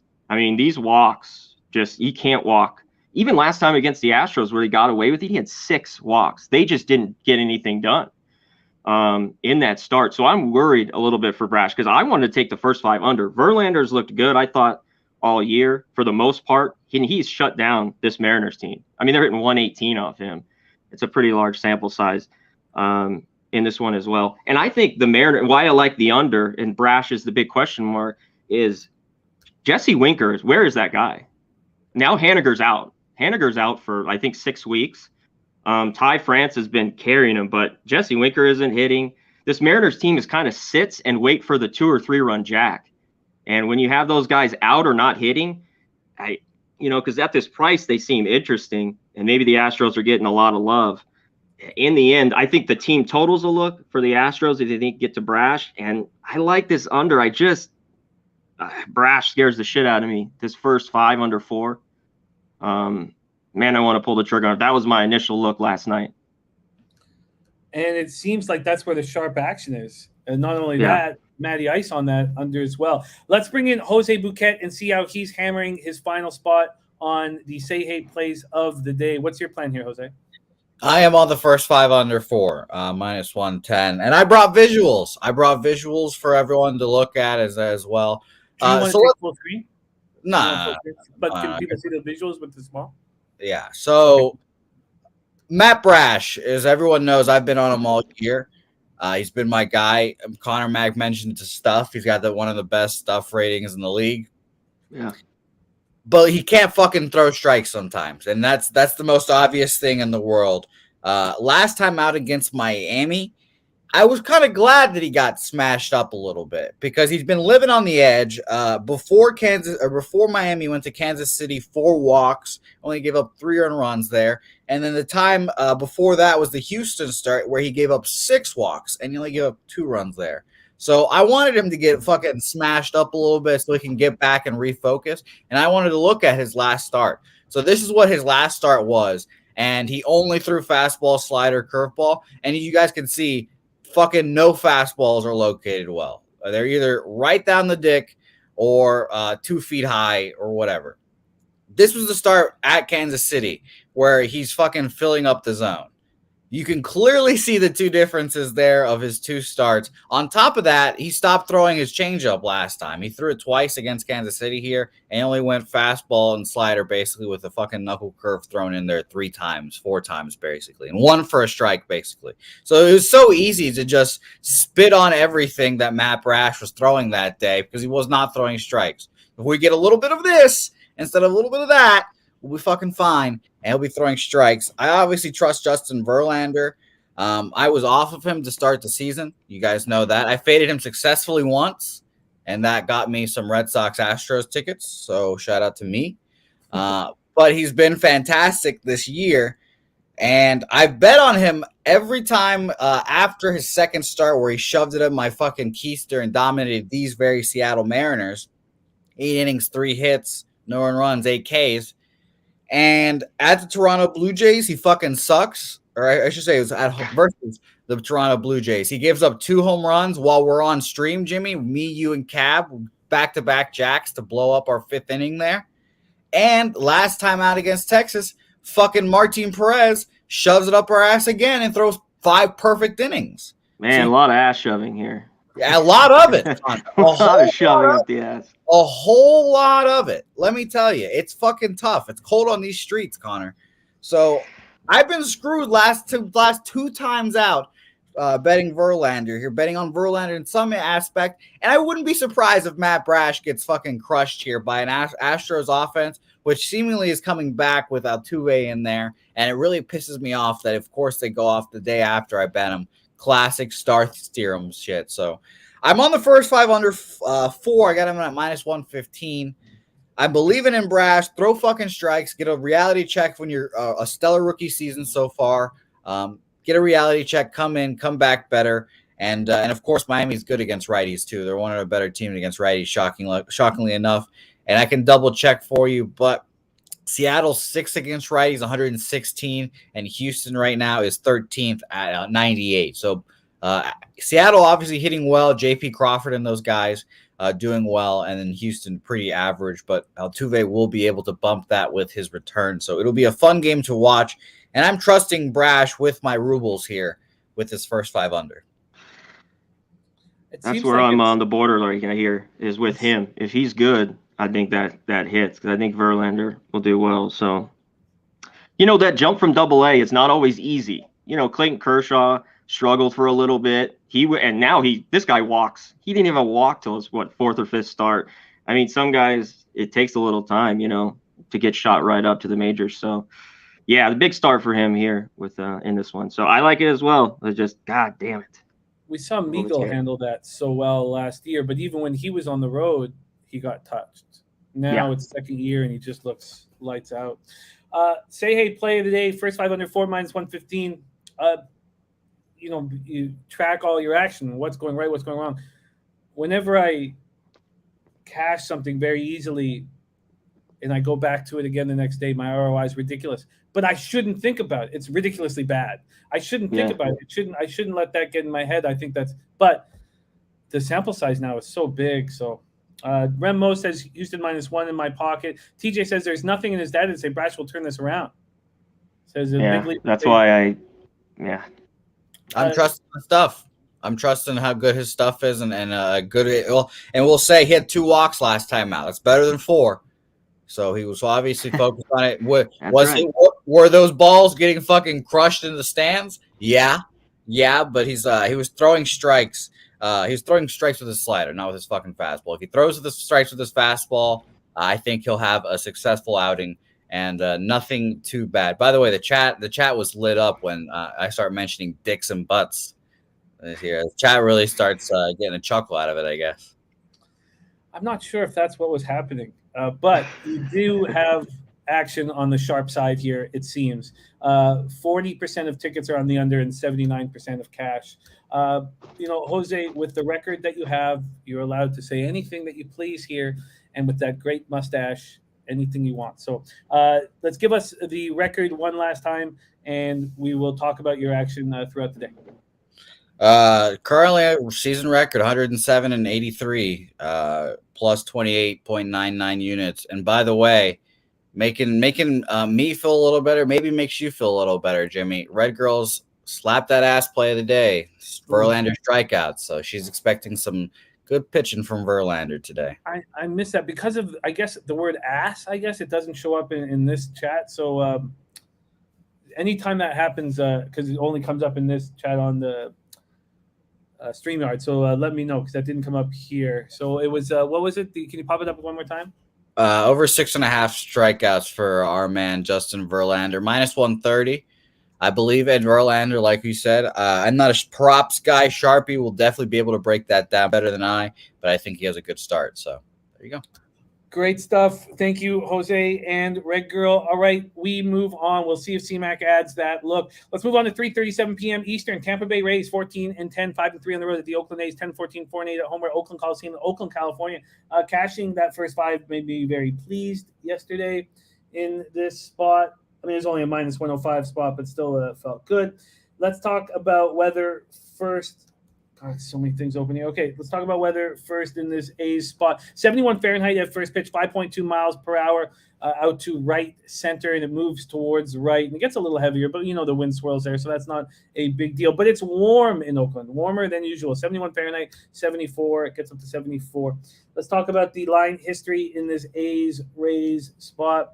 And as I said, the opportunity to bet the Blue Jays futures is starting to get better with the Yankees rolling, and the Rays are plus 500 to win the division, which is surprising as they're 14-10 to start the year. We've seen a nice, decent move towards the Rays in this spot. Opened up yesterday at 5:06 p.m., -110, and they've only taken money in 5-cent increments. They're now at -130. When we look at the total, 5 minutes ago, we moved to a 6.5.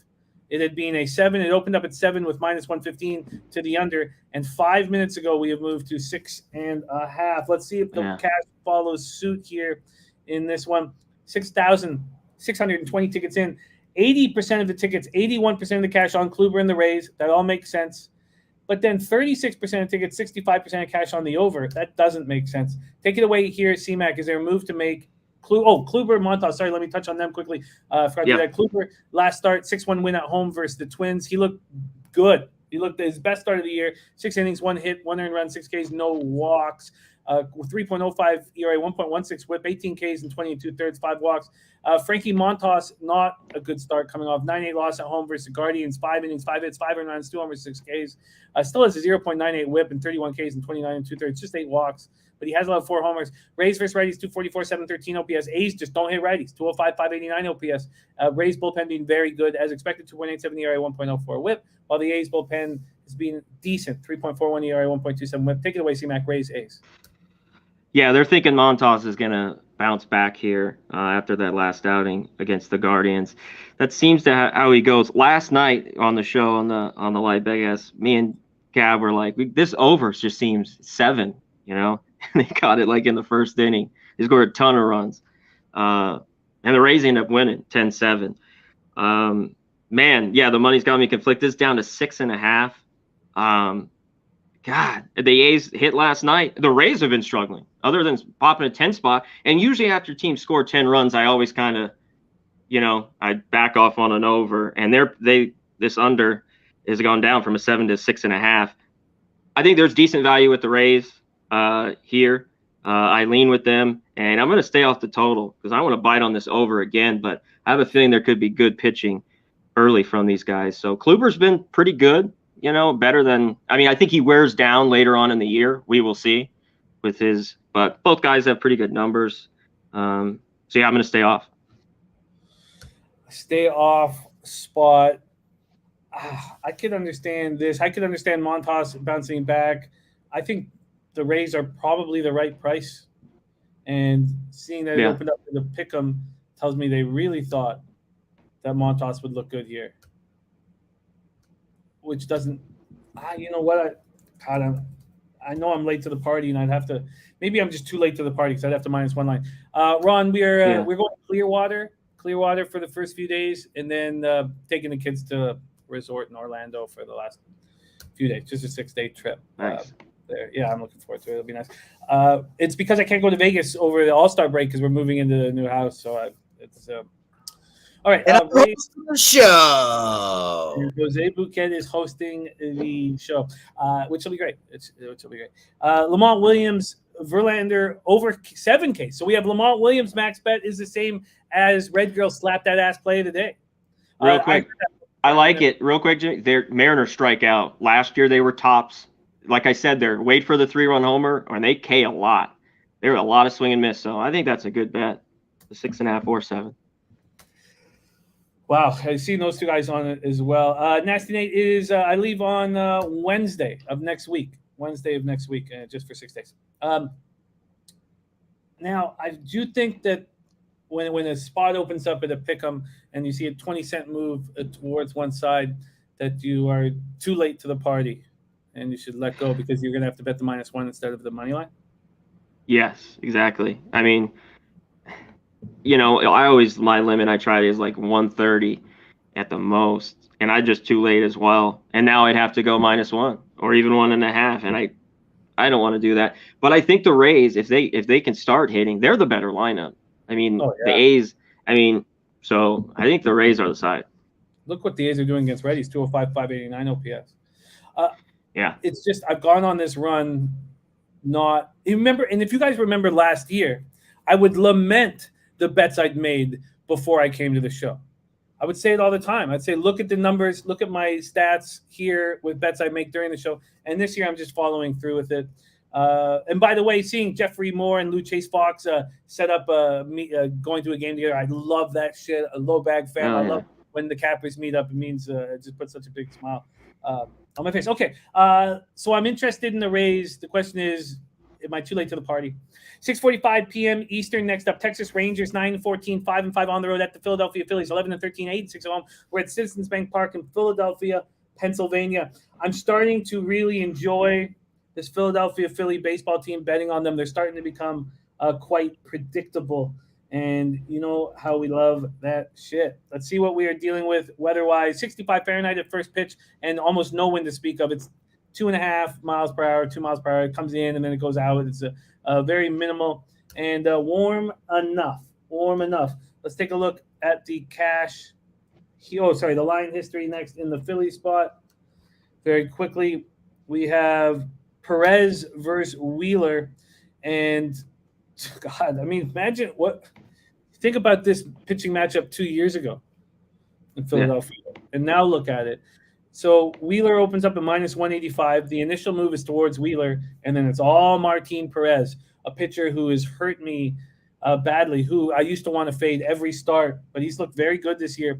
So from the opening line, we have a 25-cent move towards the Texas Rangers, and this total at 8, juice to the under, has not moved.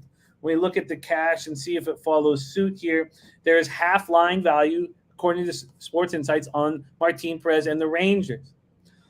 38% of tickets, 44% of cash on the Rangers. Then 64% of the tickets and 41% of the cash on the over. So big bets have come in on the under in Perez versus Wheeler. Moose Money says Phillies first 5 and Phillies team total over. Yes, Wally, I can't wait for the Derby action. And Derek Nisbet says UFC 274 and the Derby going to be so much fun. And Fireside, by the way, saying A's are a top 3 fade for me. Can't get a read on the team, and their games seem to go the other way for whichever side I might be on. Viper saying Perez is Cheeks auto fade. And Prince of the City says not only baseball, but the Phillies. Great to see Prince of the City in the house. Okay, Martin Perez coming off a great start. 3-2 loss at home versus the Astros. Now, the Astros don't hit lefties like we remember, so the vividness bias is a mistake. 7 innings to its 1 earned run, 4 Ks, no walks. Zach Wheeler coming off a great start at home versus Colorado. 6 innings, 1 hit, no earned runs, no homers, 7 Ks, 4 walks. Now he has back-to-back starts at home. The Phillies are hitting 258, 764 versus OPS versus lefties, while the Rangers don't hit righties. 295, 73 OPS. Phillies bullpen 3.90 ERA, 1.29 whip. Rangers bullpen struggles too, 3.79 ERA, 1.28 whip. So here we have Wheeler with the second consecutive home start after he's getting right against a lineup that doesn't hit righties. And yet the market moves towards the Rangers. Can you help shine light on this spot, C-Mac, Rangers, Phillies? I cannot. I mean, Perez is pitching well. I guess they think, against a team that hits lefties, this is the one thing they do is the Phillies. Maybe it's just too good to be true here a little bit. Because, I don't want Phillies full game. I think you take their team total at -110. I don't want that bullpen, or take them first 5 -0.5. Perez has gotten ripped by them. I mean, almost 100 at bats. Segura's got 3 homers. Gregorius 4 for 11 with 3 homers. Ball 5 for 7. Realmuto 3 for 10. They hit him. This scares me a little bit, but I think this is the Phillies first 5.5 a run, or like I said, roll team total. I don't see Perez. It's possible. I mean, he's been so good. Oakland, okay, the Astros, but they're not the same team either, like you mentioned. They were banged up and just don't hit lefties as well. So this is the Phillies for me. They just hit lefties. It'd be them or nothing in the spot. Yeah. How could Paul Trippy says Rangers will be winning against good teams? How in the world could this be this? They must think Martin Perez is lights out. And if Martin Perez allows 3 runs,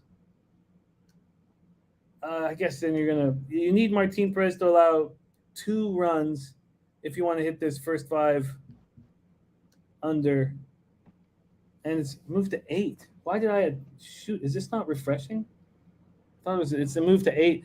Under 4.5 at -120 first 5. Oh no, it was at 8. Sorry, that's where it is. I've got to move on this first 5 under because the fact that the market's moving towards the Rangers is telling me that Martin Perez is going to have a good start, and I'm confident that Wheeler's going to have a good start. So let's just go to batter versus pitcher here quickly. Yeah. Batter versus pitcher here quickly and see what we're dealing with. Against Perez, well, Alec Boehm hitting 714. Who cares? Look at the big bats. Bryce Harper 1 for 10 against them. Now Gregorius is 364. And Castellanos is gone, right? He's out of the lineup. He's on he's having a baby, is that right? Sorry, let me just double check. I don't think he's going to be in the lineup. Okay, so I'm going to move on the first 5 under 4.5 in this spot. Stay away from these bullpens. And obviously, Perez could hurt me, but he's looked so good thus far. First 5 under 4.5. Jeffrey Moore on Phillies first 5 -half -120, 1 unit bet. And is that what it is? No, the 4.5. What's that?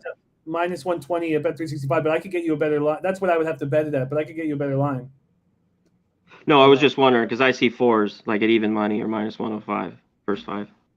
Oh wow, yeah, I'm being offered a 4.5 at -120, which I like. All right. Okay, so that's going to be in addition to my card here. Let's keep on rolling. And C-Mac, whenever you want to make any additions or anything you want to do, let me know. Billy Friedrich, thank you. It's on Netflix. I think it must be on Netflix America because it's not on Netflix here in Canada. Let's move on to 7:05 p.m. Eastern. Minnesota. Jimmy, I'm going to go get my charger real quick. Okay, yeah. Do your thing, man. We're talking Twins Orioles. Sorry, okay. So Bundy, Bradish. Twinkies 15-9, 7-5 on the road at the Baltimore Orioles, 8-16, 5-6 at home. We're in Camden Yards in Baltimore, Maryland. Dylan Bundy. And this was all thanks to TJ. TJ talked about the angle. Now, this angle didn't cash the following time it happened when the Yankees moved to Toronto. And I stayed off of it. I stayed off of it because I want a better number to bet Blue Jays futures, and I didn't want to hope for the Jays to win. And I know that sounds messed up, but I care more about making money than the team that I'm a fan of succeeding. So, but it worked when the Twins had won 7 straight. They switched cities. They go to Tampa, and Dylan Bundy had been lights out, and we were getting a nice price. And it was a pretty simple angle, and I shut out my guy TJ because it wouldn't have been without him. Bundy last start, 6 innings, 7 hits, 6 earned runs, 2 homers, 7 Ks, 2 walks, 6-1 loss at the Rays. Going up against Kyle Bradish. Kyle Bradish with the Orioles, 6 innings, 5 hits, 3 runs, just 2 were earned, 1 homer, 2 Ks, 1 walk, and a 3-1 loss at home to the Red Sox. Jose, I imagine that you watched that start that Bradish had. I don't know a lot about Kyle Bradish. 3-1 loss at home to the Red Sox. He must have looked pretty good. What do you think of this kid? He did look good. He has good AAA numbers. K to walk ratio is pretty good. I can see why people are taking the Orioles. I could definitely see why people take the Orioles first 5 and stuff. The axe murderer, Dylan Bundy, he did not get me in the rear. He got me in the neck, actually, this time. He got me right in the neck. Shout out to TJ, outcapped me there. And the Bundy just shit his pants. I think he's a good pitcher this year. I think he, like Moose Money said, he's got his control. But I like Bradish. I do like Bradish. So at a plus 120, I wouldn't be opposed to the Blue Jays there, or the Orioles, excuse me. But Bradish, not a bad pitcher. I will say that. And have you moved on this game? I have not. No, this is one of the rare games I actually have not moved on. Let me double check to make sure officially, but yeah, no. But I am on the Phillies first 5 -1/2, like you guys were mentioning earlier. But Bradish did look good. Whether that is a function of his pitching or the Red Sox shitty offense, that is what you will have to distinguish there. But I think he's pretty good. Thank you for the update. I love that I can just hammer that anytime without mentioning it beforehand. Great stuff. Taint play today, King Al, is the Rockies first 5 -1/2 at -115. First 5 -1/2 at -115. And the spreadsheet play of the day in MLB is also on the Colorado Rockies. And it's Lucas Ryan's 28th birthday today. Says, all I want is a weeby pubbin from C-Mac and a leche pop off from Jimmy. You will get both of those, Lucas Ryan, and much love to you. Happy birthday. Happy birthday, my man. 28 years old. That's an exciting time. And, you know, people say, like, you know, people get depressed around their 30th birthday. Things get much better after 30. The 20s are just a roller coaster ride. Once you get to 30, at least for all people I'm close with, it's your life improves. So don't be afraid of getting older right now. It's life will just get better and better. And happy birthday, Lucas Ryan. So we are talking about this Bradish spot here. Sorry, let me pull this. Bradish Bundy. So Twins just hitting 234, 691 OPS versus righties. Orioles just 219, 622 OPS versus righties. Both bullpens are mediocre. Well, Twins bullpen, they've gone in absolute different directions. Twins bullpen got off to a bad start, been pitching better and better. Orioles bullpen got off to a good start and has been pitching atrocious. So they've got to this different routes. Orioles bullpen now 3.96 ERA, 1.23 WHIP. Okay, so let's talk weather here in Baltimore. 68 Fahrenheit at first pitch, 6.4 miles per hour. Sideways in. It dies down to 2.9 and 2.2 by the end of the game. So then let's move over to the line history in this spot here in Baltimore. Bundy Bradish. We have Bundy opening up at minus 135, took 5 cents within 3 hours, and this morning he took another 5 cents. So it's minus 145, 10-cent move towards Minnesota, and opened at 7.5, juice to the under, and it's now a pick'em. And TJ saying he's going back with Bundy after we faded him last week. But Sports Insight says that there's half line value on the Baltimore Orioles, 14% of tickets on the Orioles, 20% of cash, 57% of tickets on the under, 58% of cash on that under. C-Mac, here we go. Twinkies, Orioles, take it away. Yeah, this is not a spot that I like too much. Let's get to Bradish real quick. This kid was not that good in AAA. So he has his first start against the Red Sox. He pitches well. 6 innings, 2 earned, 2 Ks. But single A, double A, triple A, his ERA was 4. And he's a 500 pitcher. So I'd be leery here. But that doesn't make me want to run to the window to back Bundy, even though I know he just got hit. He has pitched well. I remember that last year against when he was on the Angels, he pitched well. I watched a full game against the Orioles, and he's got good numbers. I just don't love the price here.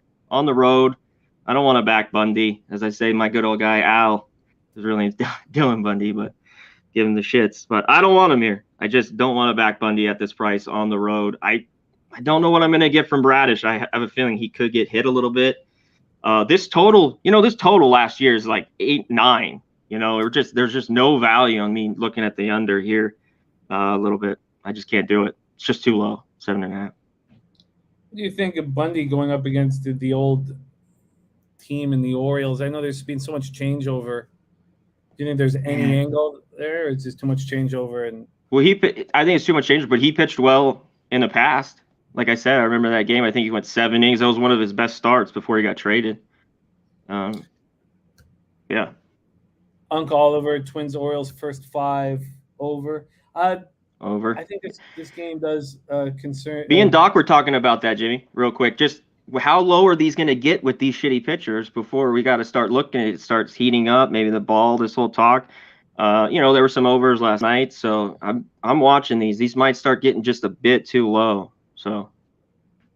Yeah. Well, we want to be ahead of the curve when it happens. I don't know what to do here.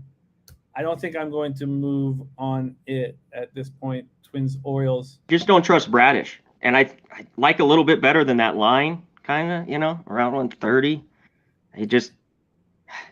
Yeah. I like that Bradish is having a second consecutive home start. And if we think that Bundy is going to bounce back, we have two teams. I mean, the Twins are hitting righties a little harder. But they're both not hitting. Yeah. So the only look then for me would be the first 5 under, but it's 3.5. Come on, with Bundy and Bradish. I know. I'm like, come on. Okay. Twinkies, Orioles. So no move for me at this point. Let's move on. 7:07 p.m. New York Yankees, 18-6, 8-3 on the road. It's good for sports when New York is doing well, and having the Yankees and Mets. And the game last night at Madison Square Garden for the Rangers was just a madhouse. It's just so good for sports when New York is rolling. Going up against the Blue Jays, now 15-10, 3.5 games back of first. Nestor Cortez has been very good this year. 1-0, 1.31 ERA, 0.87 WHIP, 28 Ks and 20 2/3 with 3 walks. I like him. I like him a lot. Sean Thompson says Yankees. And TJ says 3.5 used to be Kershaw, Scherzer. Fireside, Yankees -1.5, Brewers -1.5, a parlay. Lamont, let's be in touch, man. Should go for a drink when I'm in Clearwater.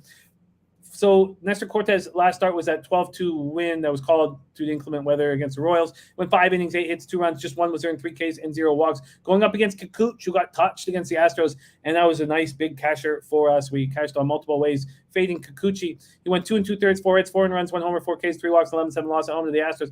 Yankees are hitting 246, 798 OPS versus lefties. Jays just 236, 670 OPS versus lefties. Jays' offensive numbers have been dropping fast. Get Teoscar Hernandez back up here. He hit a home run last night for a single A. Dunedin. Yankees bullpen 2.40 ERA, 1.23 WHIP. Jays bullpen 4.05 ERA, 1.17 WHIP. Let's take a look at the line history here as the Yankees look to keep winning. They open up minus 115. It's been all Yankees money. Minus 120, 125, 130, 135, 140, 145. So it got up to 140 last night at 10:45 p.m. There was a 30-cent move for the first 5 hours this was available, and it's been between 5 cents since. Then a total look, open up at 7.5. It's now 8, and it's all just going to the over. It's now 8 minus 120 to the over. We take a look at the cash. 7,918 tickets in. We have 72% of the tickets, 86% of the cash on the Yankees, and 37% of tickets, 49% cash on the under. Take it away here. Big AL East matchup. Does the Yankees train keep on rolling? I think so. With the Jays, they just haven't hit lefties. And they got the sticks. I know the line, they're missing the few guys like you talked about, Hernandez, but Bichette, Springer, Vladdy, these guys should hit. The Yankees, though, they hit Kikuchi. This is Yankees or nothing, real quick. I don't know if I want, I don't want to take the run line. The team total is right around minus 110. I think there's runs in this, but I just don't want to jump on the over either. It's minus 120. So I think there's runs, and I'd look the Yankees. I'm going to stay off this game. And yeah, Yankees team total is a look, I think, as well. But Kikuchi, every once in a while he'll throw a gem, But the Yankees have got to him. Have you looked at the numbers here? Average and power.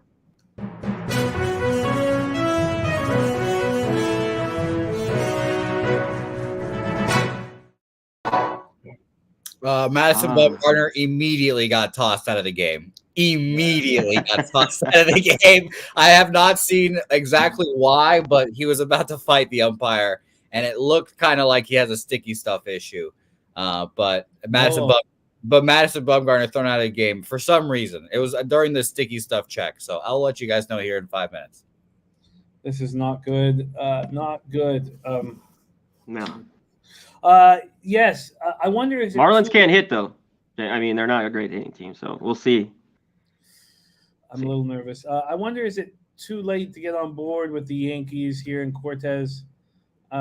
First 5 minus a half seems like it'd be in my wheelhouse. Yeah. I don't see why I wouldn't move on it and then get out while the getting is What's good. the price? First 5 minus a half would be, it's minus 145, and then for the money line, so I guess I'm hoping it'd be minus 120, and it's minus 115. That's fine. I'm gonna move on that. At this point against Kikuchi, I don't see why this wouldn't be a double up spot, other than being late to the party with the market move. What do you say, C-Mac? Yeah, I wanted to refresh this. I was going to say, I see a 105 for you at Bet Online. First 5, minus half. Yeah, I don't. I wonder why. What's Kikuchi going to do? He's gotten rocked multiple starts, and then you see him, he just like deals, and he has bit me in the ass many a times. When I'd probably 500 with him. He's like Steven Matz for me. I don't know when these guys are going to throw well and when they're going to get their ass lit up. Yeah, that's like Jordan. Great numbers, though. Torres, even though he doesn't have a homer, 6 for 13.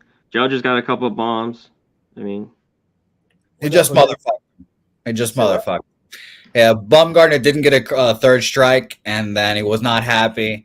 And then during the check, he just motherfucked the umpire, and then got the boot. It was pretty funny. And Billy Friedrich saying that minus 103, first 5 minus a half, a bookmaker. Ronnie Bergia saying Yankees are nothing.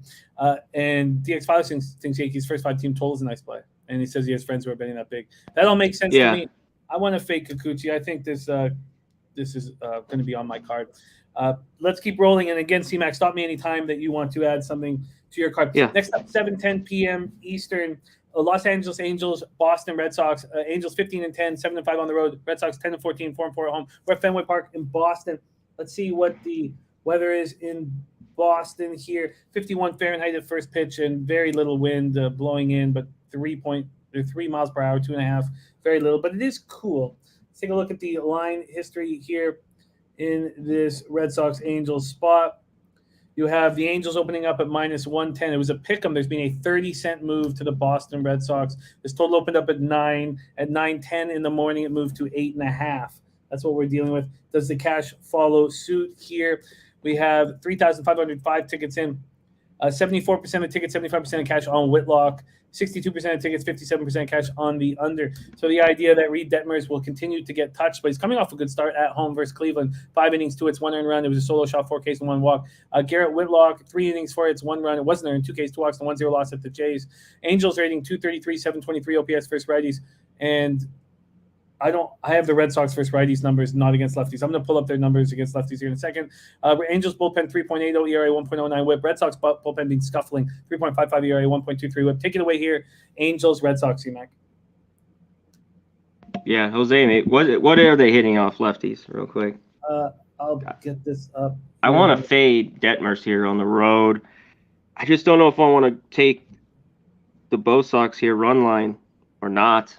Or -1. The team total, I got the 4.5 is +110, but them getting 5 runs has not been good all year. I like Whitlock. I've really thought about this. It's raining. There's going to be rain. It's blowing slightly in. 52 degrees. It's still cold. The under hit last night. This one was difficult for me. I stared at this for a long time. Last night. Not hitting. Yeah, okay. 219 with a 600 OPS. And that lineup, they should. Devers hits lefties pretty well for lefty. Even Verdugo, they should start hitting better against lefties. This could be the guy to do it. That's why I think Detmers is going to be a decent pitcher in a rotation with whether it's the Angels down the line. But man, I think his stuff isn't there yet. I don't think he's ready. So yeah, this is Red Sox or nothing for me here. Yeah, Red Sox or nothing, and we've seen this 30-cent move already to them, and also move towards the under. I wonder if Detmers will get any confidence. Maybe that last opportunity. On the road though. Well, that was at home, right? His last start. Yeah, it was at home versus Cleveland. Rand says DGen, yes, run first inning spot. So 1 road start in Texas, 3 1/3, 6 hits, 5 earned. 5 Jose, did you move on Angels Red Sox? Nope. But Garrett Whitlock is the best reliever / pitcher in baseball. So there's that. He's got pretty good stuff. So is it your fear against of the Red Sox not hitting lefties? Yeah. No, I just have PTSD because the Red Sox refuse to hit anyone, quite frankly. It doesn't matter if it's lefties or righties. But I should have been on them yesterday. I'm pretty pissed off I didn't take them yesterday because the season started yesterday. Everyone in the Red Sox fan base has collectively mind wiped that last month, and season started yesterday, and the Red Sox showed that the season started yesterday. So 2-0 Red Sox coming in at you today. All right, I'm not going to move on this. It could have been a confidence-building spot for Detmers going against the Red Sox lineup that's not hitting lefties, and I don't want to fade Whitlock. So I think you put that all together, and that will keep me off. Rand says first 5 Sox, okay, I get it, but with the move here, a 30-cent move towards the Red Sox, I wouldn't be able to take them first 5. That would be too expensive. So let me just take a look at that, exactly how much that would cost here very quickly, and then we will move on. Red Sox first 5 is -140. So it was a miss. I missed on that. Jeffrey Moore says, what are the odds for run in the first inning? Yes. Run in the first inning. Bet365 doesn't give good ones, but it's juiced to the yes. -125 to the yes. -105 to the no. And Hal says Angels never win in Boston. And TJ says, agree, Hal. I've made money for years fading Anaheim in Boston. And TJ was on that yesterday. He said they always lose the first game of the series in Boston. They certainly did right away. Yeah. Okay, let's move on here. Chicago White Sox at Chicago Cubs, 7:40 p.m. Eastern. We're at Wrigley Field in Chicago, Illinois. Let's see what we're dealing with weather-wise here in Wrigley. 44 Fahrenheit, cold, and 9.3 miles per hour in. It does die down to 6.3, but it's blowing in, and it is cold at Wrigley. We have Giolito versus Hendricks. Giolito 0-1, 2.57 ERA, 1.29 WHIP on the season, 22 Ks in 14 innings. Last start at home versus the Angels was okay. It was a quality start. 6 innings, 7 hits, 3 runs, 2 homers, 7 Ks, 1 walk in a 5-1 loss.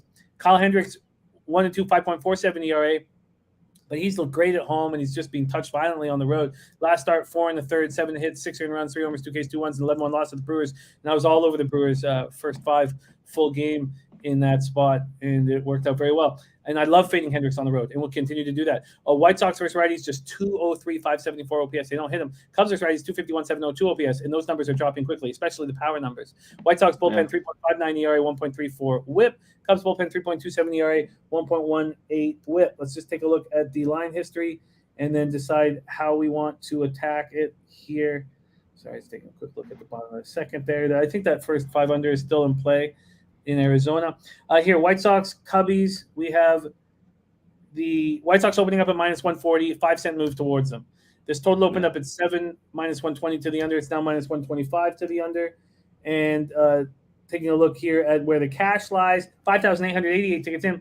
74% of tickets, 74% of tickets, 74% of cash on the White Sox. 38% of tickets, 51% cash on the under.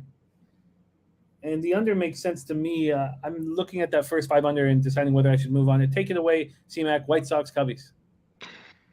I don't blame you. I'm going to stay off it, though. I know the win's in. I just don't know what we're going to get with Hendricks. He's a guy at his age. Obviously, he's pitched to contact. He ain't blowing anyone away. White Sox don't hit right. They're not hitting at all. I know the injuries have dealt with that. It's just now you're paying this price. But they have hit him pretty hard. Braves 13 for 22. Even Josh Harrison 11 for 24. Tim Anderson 6 for 16. They've got Tim in the past. I just don't like. I don't want to be betting on the White Sox. I know it's technically, it's just down the road, rivalry game here. But laying this number, I don't want it here, and I don't want the under either. Even though I know it's cold, the wind's blowing in a little bit. I'm going to pass there as well. Giolito's been all right. Cubs are coming back down to earth like you talked about. They were hitting. They're not going to be a good baseball team, and they don't have the pitching. So that I'm worried about as well. It's just these White Sox, I got to wait on them until they start swinging the sticks, to be their price like this. So. You're right, though. They're crushing Hendricks. Very, very good point. They destroy him. So it's not the right weather for that to happen, and they're not hitting righties, but that's enough to not have everything correlate. Thank you for sharing that. I will not move on that under 3.5. All right, let's keep rolling. We are almost through this big MLB card, and then we have Derl, fresh off a 5-1 week last week, a 2-0 Friday, joining us for NBA. Cincinnati Reds now 3-20, 2-13 on the road. Bell's going to be fired imminently. Milwaukee Brewers 16-8, 8-4 at home. We're at American Family Field in Milwaukee, Wisconsin. It's amazing that the Brewers are hitting the way they are, and they're 16-8. I know a lot of you were very high on them in the offseason. Jose, one of them. And look, this team is just made for playoff baseball, it looks like, and they're going to get an opportunity to play in the playoffs. Gutierrez has looked bad. Last start, 4 innings, 5 hits, 6 runs, 1 homer, 2 Ks, 6 walks, and an 8-5 loss at home to the Padres. Feels like they just don't want to come to the ballpark. I made a mistake backing them first 5 plus a half with Molly on the mound yesterday. Freddie Peralta, I told everybody that we are getting a huge glorious opportunity to bet Freddie last week and that he was going to get hot. He did exactly that. Now we just squeaked out the win 3-2. 6 innings, 3 hits, no runs, 7 Ks, 0 walks. We did catch the first 5. Reds versus righties is 200, 598 OPS. Brewers versus righties 217, 652 OPS. Reds bullpen 4.37 ERA, 1.40 WHIP. Brewers bullpen 3.05 ERA, 1.27 WHIP. Sharon looking at Milwaukee run line, and Jeffrey Morris is saddened I couldn't get epicenter. Oh yeah, it would be nice to have him plus 33, but 3,300. But I mean, Zandon and epicenter. I mean, these are pretty lukewarm favorites. That I don't know. I mean, I wouldn't be surprised if they were in it, but certainly wouldn't want to be balls deep in them. Brewers, Reds. Let's take a look at the line history here. And we have Gutierrez, Peralta, and it's expensive to back Peralta here. Opens at minus 235, a 55-cent move to the Brewers, now minus 290. From a totals, you're going to minus 290 for a team that's hitting 652 OPS against righties. The total opening up at 7.5 minus 110 is now 7.5 minus 125. And then from a cash standpoint, we have, sorry, where the hell is it here? Here we go. Full line value on the Brew Crew.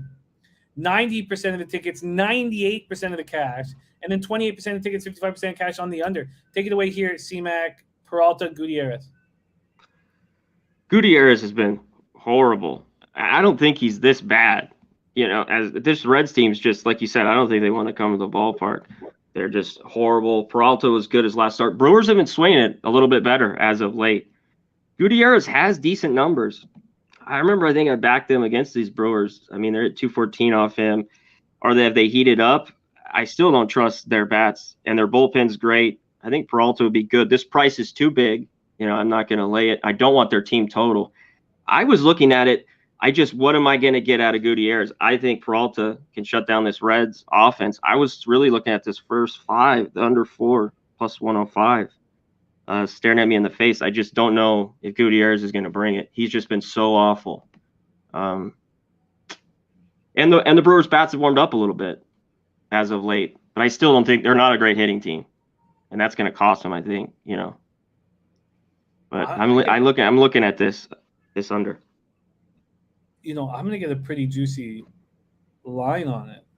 I'll get a plus line if I build it. I'll get like a plus 108 even. Nice. Yeah, there's a 105 I'm looking at right now. Under 4.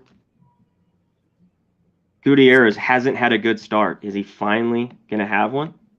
I mean, if he does, I mean, his first start, he gave up 2. He went 4 1/3 and gave up 2 to the Braves. 3, 3, and 6. If he could give 2, I don't think the Reds get much. I'm leaning pretty strong with this. I don't know if I pull the trigger, but.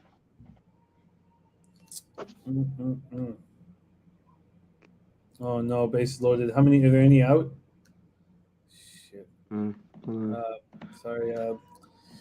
Stupid. I got no outs. Oh, good. Okay, I don't even want to look. Stupid. Yeah, I think this makes sense. Let me just see if the big bets are coming in on the under in this. Yeah. All the tickets are on the over, but the big bets coming on the under. I like this. I like your look here. I mean, it's going to be nerve-wracking with Gutierrez, but I mean, are the Brewers hitting righty? I'm moving on this. I like this look. Yeah. All right, let's move on, and we get to 2 things here. Oh, 3-run jack. Arenado. Wow. Oh, yeah, come on, tell me. 3-run jack, Arenado, Bubic getting a touch. Let's go. That's beautiful. Padres are up 1-0 as well. Okay, let's keep rolling here, and we get to an exciting part of the show because we are at the corner of taint and spreadsheet. The corner of taint and spreadsheet. Taint, Rockies, first 5 minus a half, a minus 115.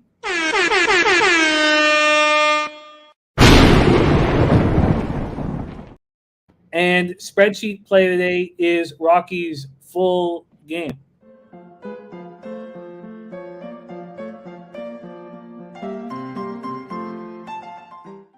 All right, we're almost done this MLB card. We have Washington Nationals 9-16, 6-5 on the road. The Colorado Rockies 13-10, 9-5 at home. We're at Coors Field in Denver, Colorado. We'll start with the weather in Colorado. Light rain, first pitch, 3.5 miles per hour in just 44 Fahrenheit. Cold in Colorado, very cold but light wind. Then we go to the line history in this spot. We have the Nats opening up at plus 120. They moved to plus 130. So a 10-cent move towards the Rockies. And then when we look at the total, opened up at 10.5 juice to the over. It's now 10.5 at a pick 'em. We have Patrick Corbin going up against Austin Gomber. So we have Corbin, who has looked so bad at times over the last little while, last couple of years now, against the team that's hitting 330, 867 OPS versus lefties. Looks too good to be true. And we know that doesn't exist in MLB betting. But in saying that, you have full line value on the Colorado Rockies here. 75% of tickets, 86% of cash, and then 41% of tickets, 70% cash on the under. So if it's on the under, you have to think that there'll be some offense from – it'll be some decent pitching from Corbin. Gomber has looked good this year. He's coming off a 7-1 loss at the Phillies, where he went 6 innings, 3 runs, just 2 earned, 1 homer, 6 Ks, 1 walk. Quality start, 3.86 ERA, 1.24 whip on the season. We know Phillies hit lefties very hard. The Nats don't, even though a vividness bias would make you think that they do. Yeah. They don't this year. 232, 626 OPS. Both bullpens have struggled. Rockies are the worst in the league. And Nats, oh, wow. Okay, sorry. 4.03 ERA, 1.38 whip. Take it away here for this Rockies-Nats spot. Why are the Rockies not bigger favorites at this number? Take it away, C-Mac. Nats are scoring. Nats are swinging the stick. I was going through last night. I'm on the Rockies, though. That was my lone loss yesterday. Nats blew their ass out. The Nats beat up on the Giants 14-4. They lost 9-3. Then they beat them 11-5, and they just won 10-2. I think they come back to earth. I hope that, but they are swinging a hot bat. But I'm going to fade them winning 2 straight in Colorado. You talked about last year they hit lefties. They aren't so far, so that gives me a little pause. They're hitting righties better, especially, power-wise. Only 2 homers off lefties. But I took this last night as well. Rockies full game. I'm on the run line as well. Give me whatever you can get, the best price. All right. Makes perfect sense. Just makes perfect sense. Right now I can get you that -1.5 at +129. I'll see if can anybody beat that here for C-Mac. C-Mac is on the Rockies. Rockies -1.5 at +129. Yeah, it's over. Look, the under is over. How do you cap that your pitcher is being lights out is going to get ejected in the first inning? Annoying. Not a good start to the day. C-Mac, Rockies -1.5 at +129. Would you like more context on the ejection? Sure. Yeah. While the umpire was checking his hands, the umpire was just dead stare locked right at Madison Bumgarner the entire time, and Madison was not pleased. He was just like feeling his hand and just staring at him right in the face. And Madison was just like basically just told him to fuck off and fuck you and all this stuff. And that was perfect. And those checks usually take like 2 seconds. The umpire took his sweet time and checked his hand and stared right at him. It was fantastic. Does anyone see maybe Circa has a better line? I'm going to have to pull it up. I got Circa right here. So what is it? What was it? 29 over at 132. That's 132 over at Bookmaker. Let's see what Circa has for you here. Has way worse, +117. Okay. Wow. All right. 3-0 end of the second. It's over though. Okay, Rockies -1.5 +132. I'm interested in the Rockies first 5 here. I'm interested in this. I think I will roll with Taint. Makes sense to me. And cheer on you and Spreadsheet. All right, the final game on the card before we get into NBA. San Francisco Giants 14-9, 8-3 on the road at the LA Dodgers, 15-7, 8-2 at home. Dodger Stadium in Los Angeles, California. Let's see what the weather is in LA. 72 Fahrenheit at first pitch, 3.8 miles per hour out to right. And it goes down to 64 by the end of the day. We'll take a look at the line history in LA. We have the Dodgers opening up at -150, a 5-cent move towards the Giants. That's all, just 5-cent move towards the Giants. From a total standpoint, opened up at 7.5 at -115 to the over. It's now 7.5 -120 to the over. So a 5-cent move to the over, 5-cent move to the Giants, very little. Let's see what the cash tells us here. We have Gonsolin Wood. Because I had undecided. Is it back to it's undecided, but I got to think it's Gonsolin. I mean, I don't know what they're waiting on. Say what? Yeah. It's Gonsolin. It is Gonsolin. Okay, Gonsolin versus Wood. Just 1,033 tickets. It was off the board, I guess, at a lot of shops. 82% of tickets on the Dodgers, but just 62% of cash, 50-50 on the tickets for the total. We don't have a cash look yet. Alex Wood coming off a very ugly start at home versus Nats. 5 innings, 8 hits, 5 earned runs, 1 homer, 3 Ks, 1 walk. And he's had a nice start to the season. So an ugly performance there. I don't have Gonsolin's stats up, but maybe Jose, if you want to bring up Gonsolin stats here quickly. Giants versus righties, 247, 711 OPS. Dodgers versus lefties, just 216, 623 OPS. And both bullpens have been spectacular so far this year. C-Mac, what are you thinking here? I know you cashed last time you were on the show. Dodgers -1.5 at a big +155 price, I believe. Take it away here, Giants, Dodgers. Go ahead, Jose. His ERA, it's a 1.59. Yeah, he's 1-0 with a 1.59, and he has a 3 FIP, which, it's not ideal, 13 Ks to 8 walks. I'm actually having the Jimmy syndrome right now with my computer as well when it's going slow. There we go. At the Diamondbacks, last time out, 4 innings, 3 hits, 3 runs, 2 earned, 5 Ks, and a walk. Versus Atlanta, 6 innings of 1 hit ball, 3 strikeouts, 3 Ks, or 3 walks, excuse me. And then at the versus the shitty Cincinnati Reds, 4 innings, 3 hits, no earned runs, 2 strikeouts, 3 walks there. So maybe he's just a home warrior, but we'll see. Maybe he is. Well, he always pitches well at Dodger Stadium. What do you think here, C-Mac? You know this team inside and out. Yeah, this one's a little bit tough for me. I thought there was value with the Giants yesterday. I stayed off. I took the under. That was beautiful. I like that a little bit. Here at 7.5, I'm going to wait. One thing the long ball has got to him with the Dodgers, a team that struggles against lefties, and you saw it last night. And Rendon didn't even have his best stuff last night. But Freddie Freeman, 7 for 21, 2 homers. Turner's got 2 homers. Chris Taylor's got 2 homers. Even the other guys hit him well, decent. That's 3 for 10. Even Barnes, Max Muncy, Gavin Lux, 2 for 3. I think they get to Wood. I thought the Giants the value was last night and not tonight. I know Wood's coming off that shitty start. Does he pitch better coming back here to LA? Obviously, night game, Chavez Ravine. I always lean under for the most part. This should be an 8, an 8.5. The 7.5 has me a little bit paused, but both bullpens been good, especially the Dodgers. That's why I went full game last night. They're one of the teams I think you go full game at times. And that's my look here. I'm going to wait. I just don't know if I want to back Gonsolin in this spot. I'm going to hold off on this one, but I might pull the trigger later.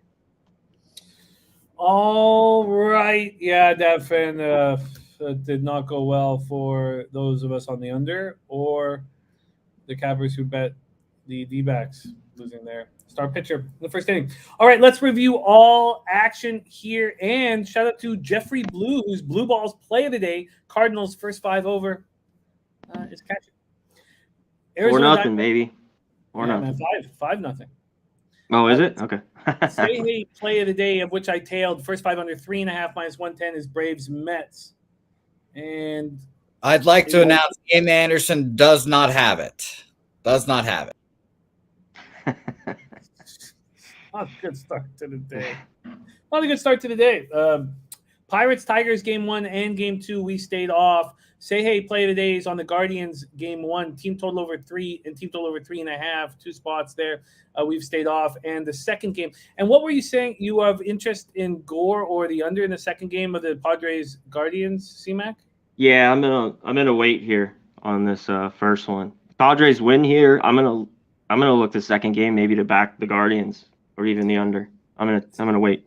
C-Mac went 3-1 plus 2.63 units on his first appearance here to open up his MLB account, and he's on the Cards -1.5 and +127, and they're up 5-0, so looking good there. Say hey play of the day number 3 is first 5 under 4 in Mariners Astros. Brash Verlander. Red Girls on the over 6.5 Ks at -130. That's a slap that ass play of the day, and it coincides with Lamont Williams' max bet. So Red Girl and Lamont Williams both on Verlander over Ks. Lamont took the 7. Red Girl took the 6.5. I'm going to add Rays -1 to my card. There's no something in the house as Cash and Slip starting last night with the Nightcap crew on PSR. Beautiful 400 to 4K in under 24 hours. I love that. Know something. Thank you so much for that, man. That's you're a good man. You're a good man. Sean says, is there a play in MLB like NHL where you can bet on total runs scored? Yeah.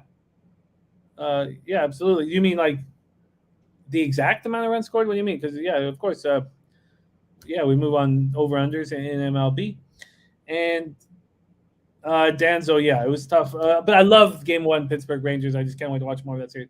First 5 under 4.5 in Rangers. Phillies will be added to my card. Twinkies, Orioles, I stayed off. I'm going to double dip on the Yankees. First 5 in full game, -0.5, -1. Stayed off Angels, Red Sox, and White Sox, Cubs. I'm going to move on the first 5 under 4.5 in Reds, Brewers. That was after the. I'm joining you. Okay, good. I was gonna kind of try to not push you in that direction, but okay. So let's see what we can get you here in that first 5 under 4.5. Let's see what we can get you. Let's move over to Pinnacle because they usually offer us something nice. And first 5 under 4.5. The 4 is +4. Wow, 4.5 is -125. I thought I was getting a better line there than that. I was getting the -120. Let's see if that has changed in that. No, it's moved to -125 here as well. Huh. So the 4 is +106. 4.5 is -125. Let's just see if we can beat that here at circa. Yes, -121 for 4.5. All right. Okay. Dang First 5, 1. 4.5. Can anybody beat that for CMAC? Yes, no, something. I will be on it Thursday night talking Derby, but I will have an enormous amount of work to do. So, and I'm going to try not to drink. So it'll be a very tricky task for me. First 5 under 4.5 -121 for CMAC, and I'm also with you on that spot. And Ron Crawford giving us a couple winks, has a 15-3 spot on the Yankees. CMAX on the Rockies -1.5 +132. Taint play today's Rockies first 5 -0.5 -115. Ron Crawford spreadsheet play days on the Rockies, and I'm going to move on the first 5 -0.5 as well. And then Giants, Dodgers, no action. There is our card. Ian Anderson escapes unscathed in the first. Oh. What's the best line you can give me? Phillies first 5 -0.5. Phillies first 5 -0.5. Looks like a possible addition for CMAC. First 5 -0.5. See what I can get you. First 5 -0.5. I got -119 at Pinnacle. And let's see what I can get here at circa. First 5 -0.5. -118 at circa. This has moved too much. Damn it. I'm going to stay off because I saw 105 and 110 just, 2 hours ago. I don't want the 120, even though I think the Phillies get it done. I'll keep it off, but that's the way I'd look. I think Perez gets touched a little bit, but I don't want the Phillies full game. I don't want that 10 at all. Yeah, got to stay away from that. Yeah. Got to stay away from that. So I'm working on the schedule here for our MLB guests because we need more CMAC. I'm figuring stuff out. He's coming off a beautiful first day, and this is his second day. CMAC, I enjoy capping the card with you immensely. I miss capping NHL with you too, but spectacular work. Thank you for joining us today. Absolutely. Hell yeah, brother. Keep cashing in. Are you good for Friday, Saturday for horse action? Friday or Saturday? What works for you? Oh yeah, I'll be there both days, baby. Yeah, can't wait. I'm so pumped. Me too. I'm so fucking pumped. Okay, I love you, CMAC. Thank you for sharing your hard work. Any last words for the cappers in the chat? And it's Lucas. Yeah, Ryan. just shout out. He wants a wee bee pubbing from you for his birthday. Okay. Yeah, shout out to everyone. Yeah, everyone in the chat. I love all you guys. Everyone in here, hit the like button for sure. Yeah, Danzo, Sharon, everyone, Paul, Sean Thompson, Ronnie, what's up? Moose Money, everybody. Know something with the $20 dono? Hell yeah, my guy. Ron Crawford, everybody. If I missed you, Sam Colmer, everyone. Shout out to all you guys. I appreciate it. All right, we'll get it. We out of here, baby. We be pumping!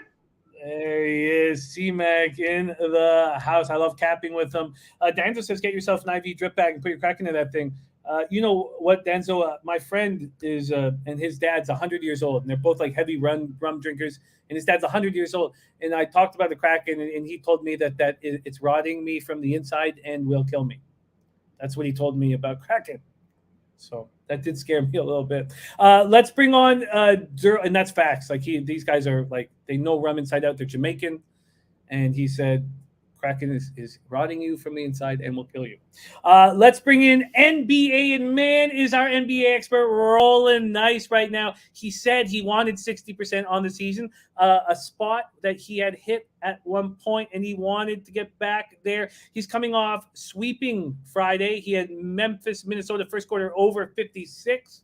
I joined him on that look, and we got razor sharp on that look when we were doing Cash It Fridays, and we got other guys on Cash Fridays on it, and we all cashed. He was also on Grizzlies -1.5 and -108. That cashed for him. 5-1 last week, 2-0 on Friday, and he is now 90 wins, 64 losses, hitting at 58.4%, plus 21.63 units, ROI plus 14.05%, with an average line of just -103. Please welcome to the show, direct from Los Angeles, California, Darryl Rice in the house. It's Derl. Yo, what is good, dog? What is good, man? Jay, it's good to be back. My mantra, any day on this side of the grass is a good day. So keep it short and simple, man. I'm ready to do it. Got to bounce back. Had a bad day yesterday, really bad. And we're going to get this cash today, man. We're going to get it. Well, you've been exceptional when you work with us. I know. That's what it is. That record, man, 154 official bets at lines that are available right now, to be sitting here at 58.4% with an ROI 14.05%, it's spectacular. And it would be the greatest performance we've ever had if it wasn't for Dutch hitting at 64.9%. That's the money man right there. But you know, so now I know he only has 77 bets and you have 154, but he's up 21.68 units. You're only 0.05 units behind him from a unit count. So it's been unbelievably good. And I've enjoyed capping with you immensely. And but the way you've been cashing has been very, very, very impressive. Let's get right to work because we'd like more money. We start at 7:30 p.m. Eastern, the East semifinals, game 2, Miami up 1-0. We're at FTX Arena in Miami, Florida. The Sixers pace throughout the playoffs, just 92.34 possessions a game, and the pace in the series, 93.50. Goes right hand in hand with the way the Heat are playing at 93.92 possessions a game as well. So very slow played series here. Let's start with market movements. And we have opened up the Sixers as 9-point dogs. The following morning, so yesterday morning, they got to 8.5. And then yesterday, early evening, 8. When we look at totals, it opened up at 206.5. It got all the way up to 208 an hour and a half ago, and it's gone back half point to 207.5. Let's see if the cash follows suit here. In NBA, we have 45% of the tickets on the Sixers, but just 26% of the cash. But Sports Insight says there's line value with the Sixers. 57% of tickets, 48% cash on the over. I'm coming off yesterday, by the way, cashing the Grizzlies at plus 110 was my only bet on the card. I love the way we capped that.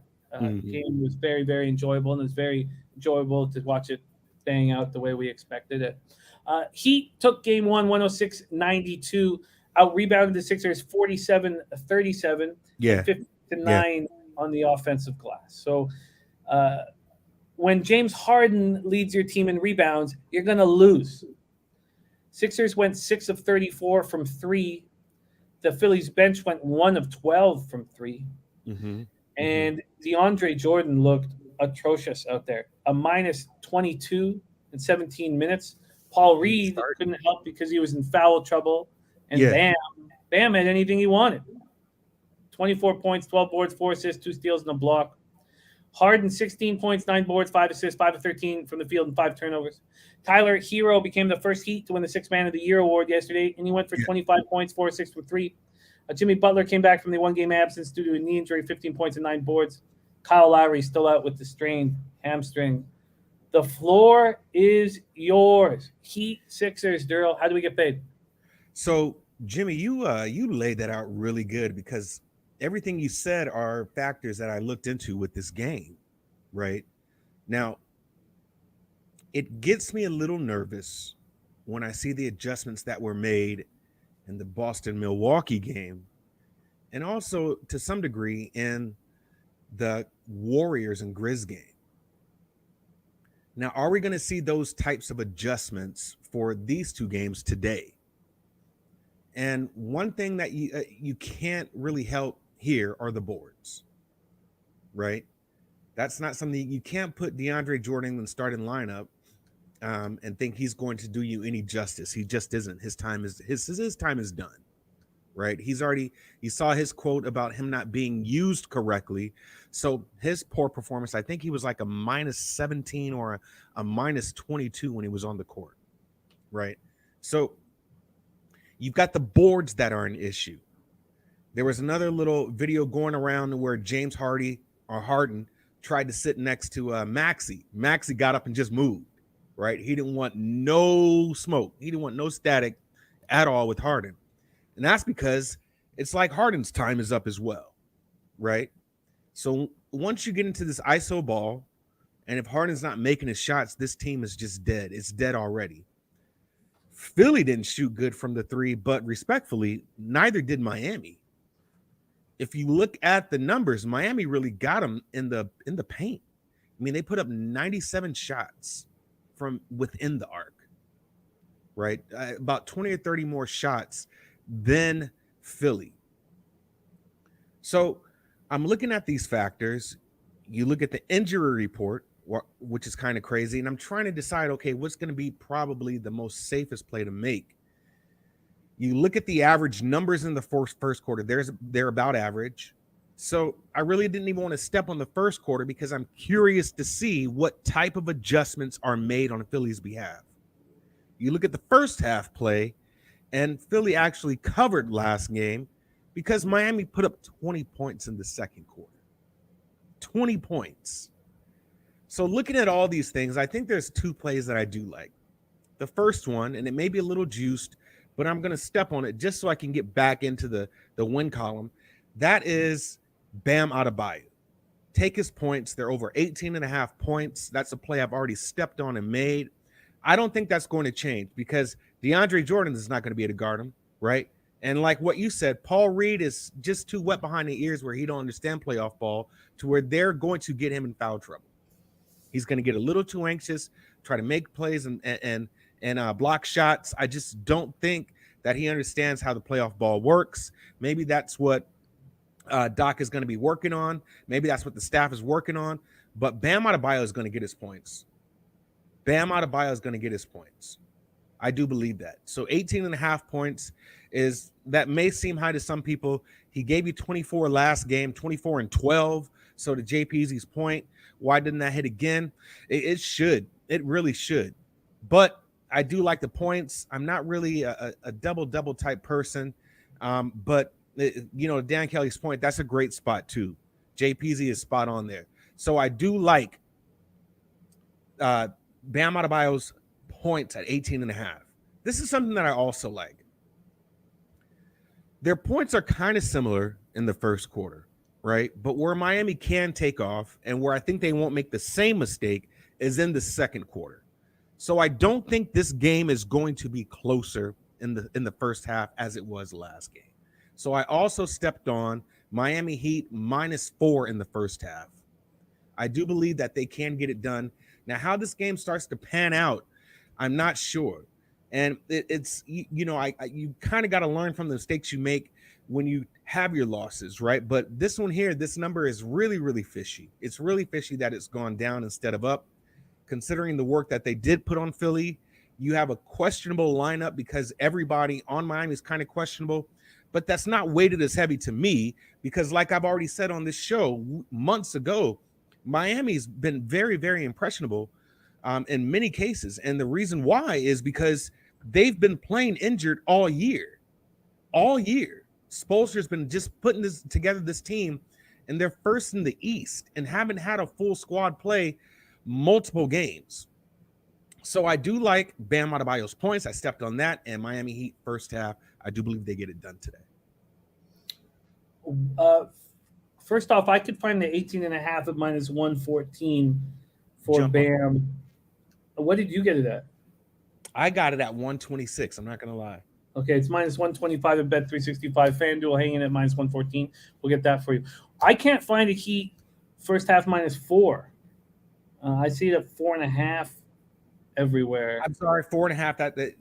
I do have 4.5. I'm sorry. Okay, no problem. Okay, I had to refresh my book here. Yes, it is -4.5. I do apologize. That is the right number. I get it. Okay, beautiful. So let's grab that for you then over at Pinnacle, and that is the -4.5 at -108. 4.5 at -108, and it is. Billy is saying it's a -4 at 113 at Bookmaker. Oh wow! Well, that's a nice price. I should get Bookmaker up here for these games.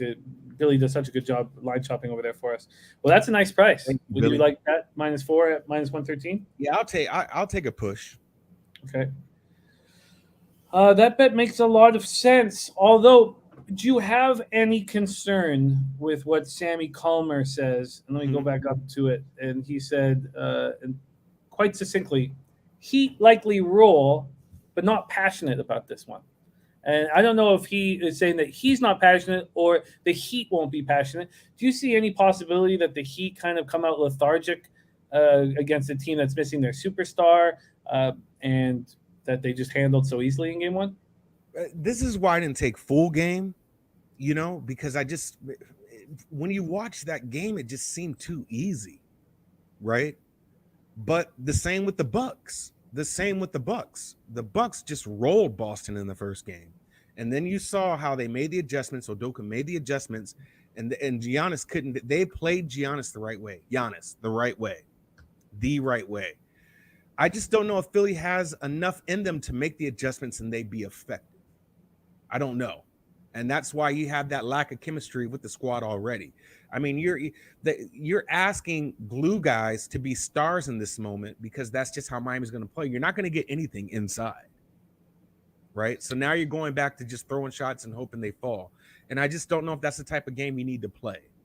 So it seems like of all 4 of these games, the feel that I get is that Philly has the most trouble unless you get Embiid back there. There's some great stuff coming from the chat. So I want to ask you, what side are you on with 2 cappers in the chat that I respect both of their opinions? First off, tell me you didn't just say that. It says, Harden under 23.5 points. I don't think he can score efficiently against this defense without Embiid taking attention. There's one side. And then Justin Bilbo says, after Harden got absolutely ripped by the media, I'm taking him for over 23.5 points. There's no way he's only taking 14 shots like last game with only 4 in the second half. He will be aggressive. What side are you on? Well, that's the problem. That's the problem. So there's a couple of stats, and I appreciate both those guys' points, right? Anybody who can just look at the game in a different way, I highly respect, right? Because nothing in this is guaranteed, right? So Harden can stink up the building, or he can just, shoot the lights out the building. That's just who Harden is. Is there something that said that Harden hasn't scored he's only scored 1 30-point game since he's been traded? I think that's one thing. People in the chat can look that up and confirm that. Also, he came in out of shape, and we think he's been battling a hammy injury all season for the most part, or since he got a little injured in Philly, he has not been the same since. What I think that you have to do to Harden is you're going to win the game if you force Harden to play iso ball, right? So if he's going to play iso ball, then you're going to have another issue with that team not wanting to sit next to him. And that's why Maxey got his ass up and moved out the way, because Harden was playing iso ball. That step back 3 isn't going to always work. Where Harden's going to be effective if he plays the facilitator, if he draws the defense to them and is able to kick out to an open player, right? And hopefully they make their shots. He needs to get his team involved. You need to have the ball ran through him, but he needs to be able to facilitate the ball versus just saying if he has a weak defender on him, calling for a switch, and then trying to get a step back 3, right? That's what I think. Viper saying Harden's washed. I hate to say it, man, but it's starting to look like that. It is starting to look like that. Now, what did I say in the beginning of the season, Jimmy? there were several players who were going to be affected by this new 3-point or this new rule, this new offensive shooting rule, to where you can't jump into the offender, right? You can't kick your leg out. And there were players that were going to be affected by that. One of those guys was James Harden. So he's not able to play that game like he was used to playing when he was in Houston, right? He's not able to get to the nail like he used to be able to get to. So if now he only has 2 moves or 3 moves in his repertoire, right, then you know how to defend him. But what he does have in his repertoire is the ability to facilitate the ball, draw defenders to him, and kick that ball out. You're not going to get any pressure on the inside, right? So now it's about these guys making shots. You are going to get open shots, and that's another thing that seems kind of tricky. Will Philly come out and shoot under 20% from the perimeter? Like these are things that that staff is looking at and trying to change. But one thing that you can't change is size. You can't change that at all. In Miami, whether you put Bam Adebayo on there, whether you put Dwayne Dedmon, those guys are going to get boards. They're going to get boards, and that's a small weighted measure in your 4 factors of basketball that's going to allow you to get points. So I truly believe this is a game to where Bam is going to eat. And now we're even talking about how bad did Jimmy Butler play? How bad did he play? James Harden hasn't scored over 23 points since March 29th. So, I mean, like I always say, there's a lot of moving parts here, and we don't know what's going to happen with these adjustments. But what it looks like is Philly is going to have the harder time adjusting to Miami than the other 3 games being played. That's my opinion.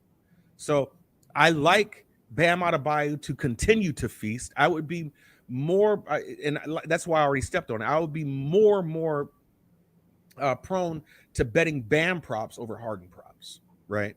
So with me, I do like Bam to get it together, give you another 20 points, and I honestly like the Heat to get things done in the first half. I really do. Now, as this game plays out, and once you're running out of your plays and adjustments, we'll see how it goes. That game was very close in the first half, and then it just got out of hand. Now, maybe you just see the opposite happen this game, to where it gets out of hand in the first half for Philly, and then they come back and tighten up some things, fine-tune things, and then make it close in the second half. Before we move on, great breakdown, but before we move on, I just want to touch on one more question or thought, I should maybe say, with our guy. Tell me you didn't just say that. He's thinking about Bam over 3.5 assists. Says it's hit 12 of 18 times without Lowry in the lineup in the regular season. What do you think of that look from Tell Me? That's a good look, because what will end up happening is this. Bam's assists are essentially going to come to him getting in the paint, the defense collapsing on him, maybe getting a double or even possibly a triple team, and then he kicks it back out to somebody on the wing. So I would look at that too. Yeah, that's going to be an adjustment made too.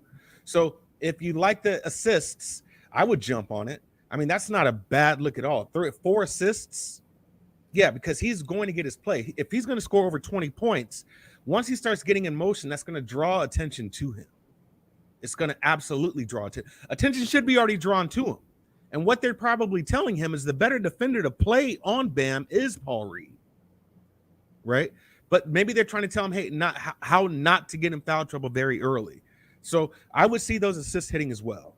I would see him kicking it back out to Tyler Hero, PJ Tucker, somebody that's out in the corner that's just waiting there because the defense collapsed or they wanted to peel off their guy and come back and try to help, because Bam is going to feast.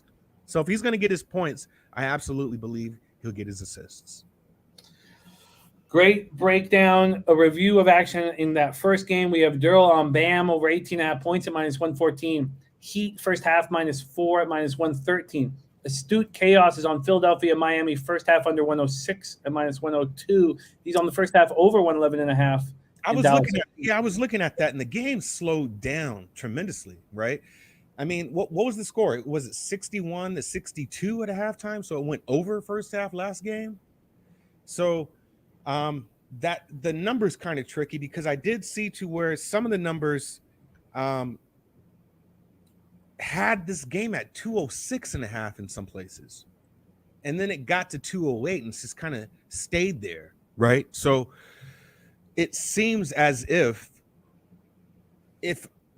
Philly, first off, Philly and Miami both shouldn't shoot that bad. Miami shouldn't have a bad 20-point second quarter, right? They scored 30 points, or 33, something like that, in the first.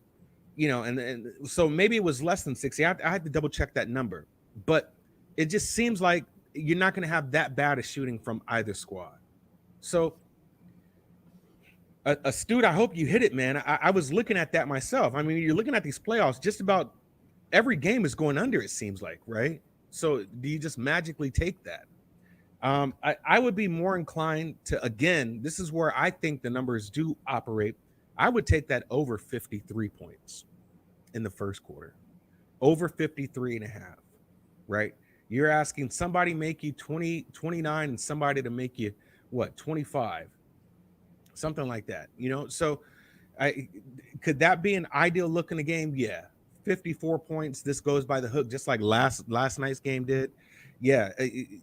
But at the same token, you just got to have better shooting on both ends. And I think you do. So if Philly comes out on fire, then best believe Miami will make that route and come back and play their game that they played last game. And you see a better second quarter by Miami. So I might get there with the over 53 because that's not a lot, right? That's not a lot at all. I mean, you're asking somebody to give you, I mean, they both average at this point. Philly averages more points in the first quarter than Miami, right? Philly averages 28.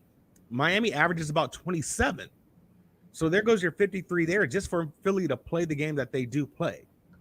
So I would take the over on the first game or the first quarter because it's a low enough number to do so. It's a great breakdown. Derl, let's move on. Oh, by the way, sorry, one other thing I want to add. Mike M is on the Sixers money line first half at plus 210. So Sixers 5-0 first half money line as last five as a dog. That's my guy, Mike M. All right, and the Diamondbacks have fired back and put up 5 runs after Bumgarner got booted, and a bunch of our cappers are sitting here on Diamondbacks first 5 for plus money. I love seeing it.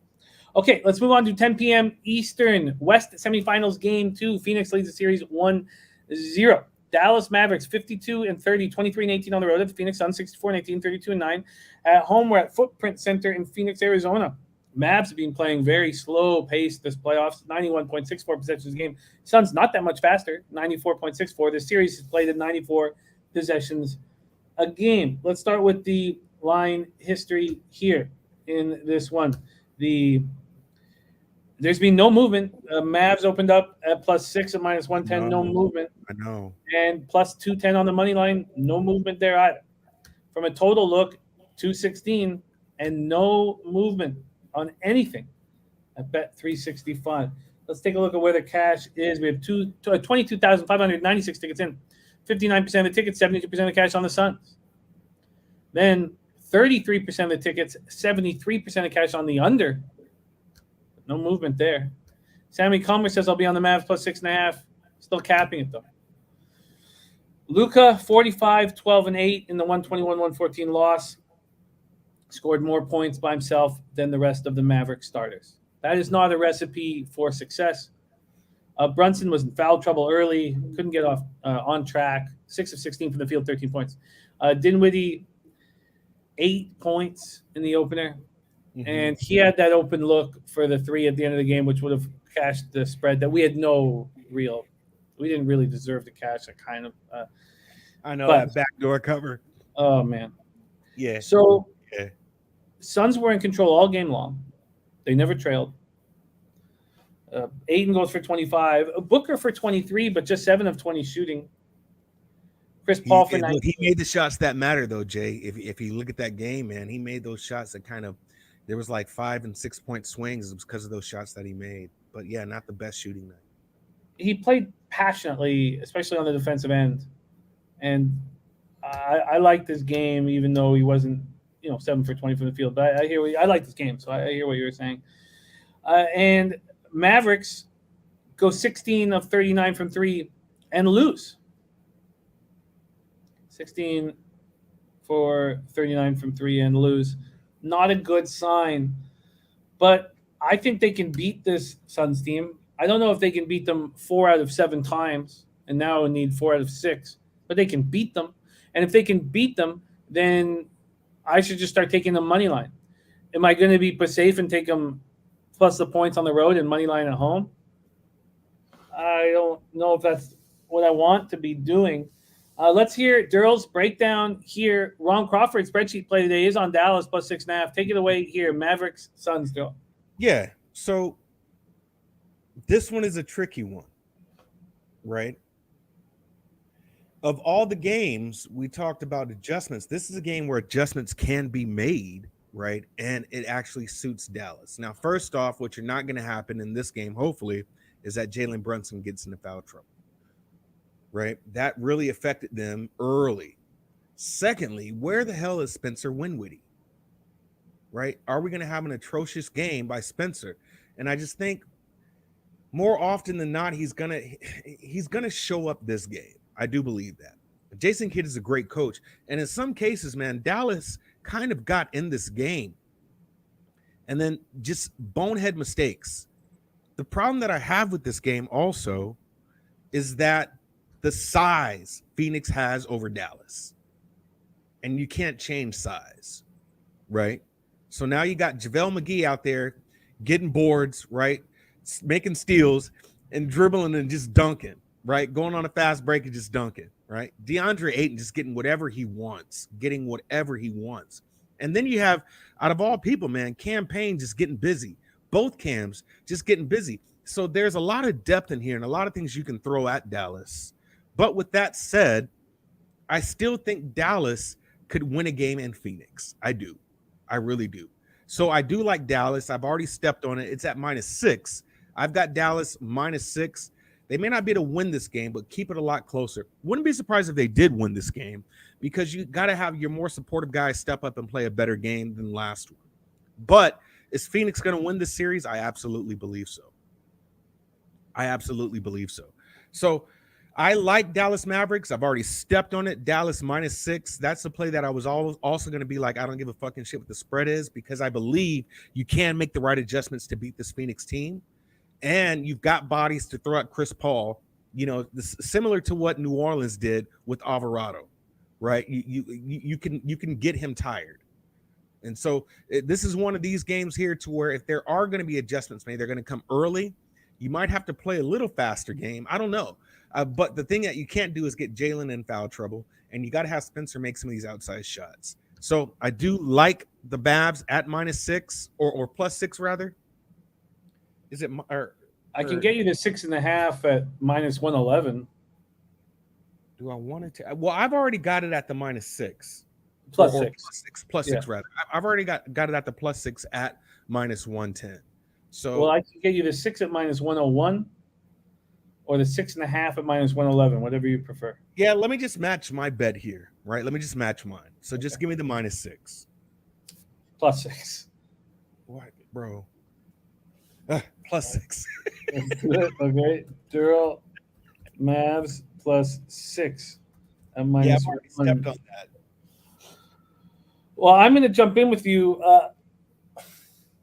I see that Dennis is on. He's splitting it up. Mavs and the money line, like spread in the money line. Mm-hmm. And I get it. He also moved on Dallas to win the West and Dallas to win the series this morning. Wow. I think that Dallas can win the series. I think they're capable of winning this series. I have them 18-1 to win the conference and 33-1 to win the championship. I don't know if that is going to happen. And I mean, to take out the Suns and then the Warriors is not going to be an easy task. But I'm trying to see what it is right now for the conference. It might be easy for the Warriors, right? They got a better chance of taking out the Warriors than the Suns. But the Suns are just deep, man. And these guys just come out of nowhere and just play good ball.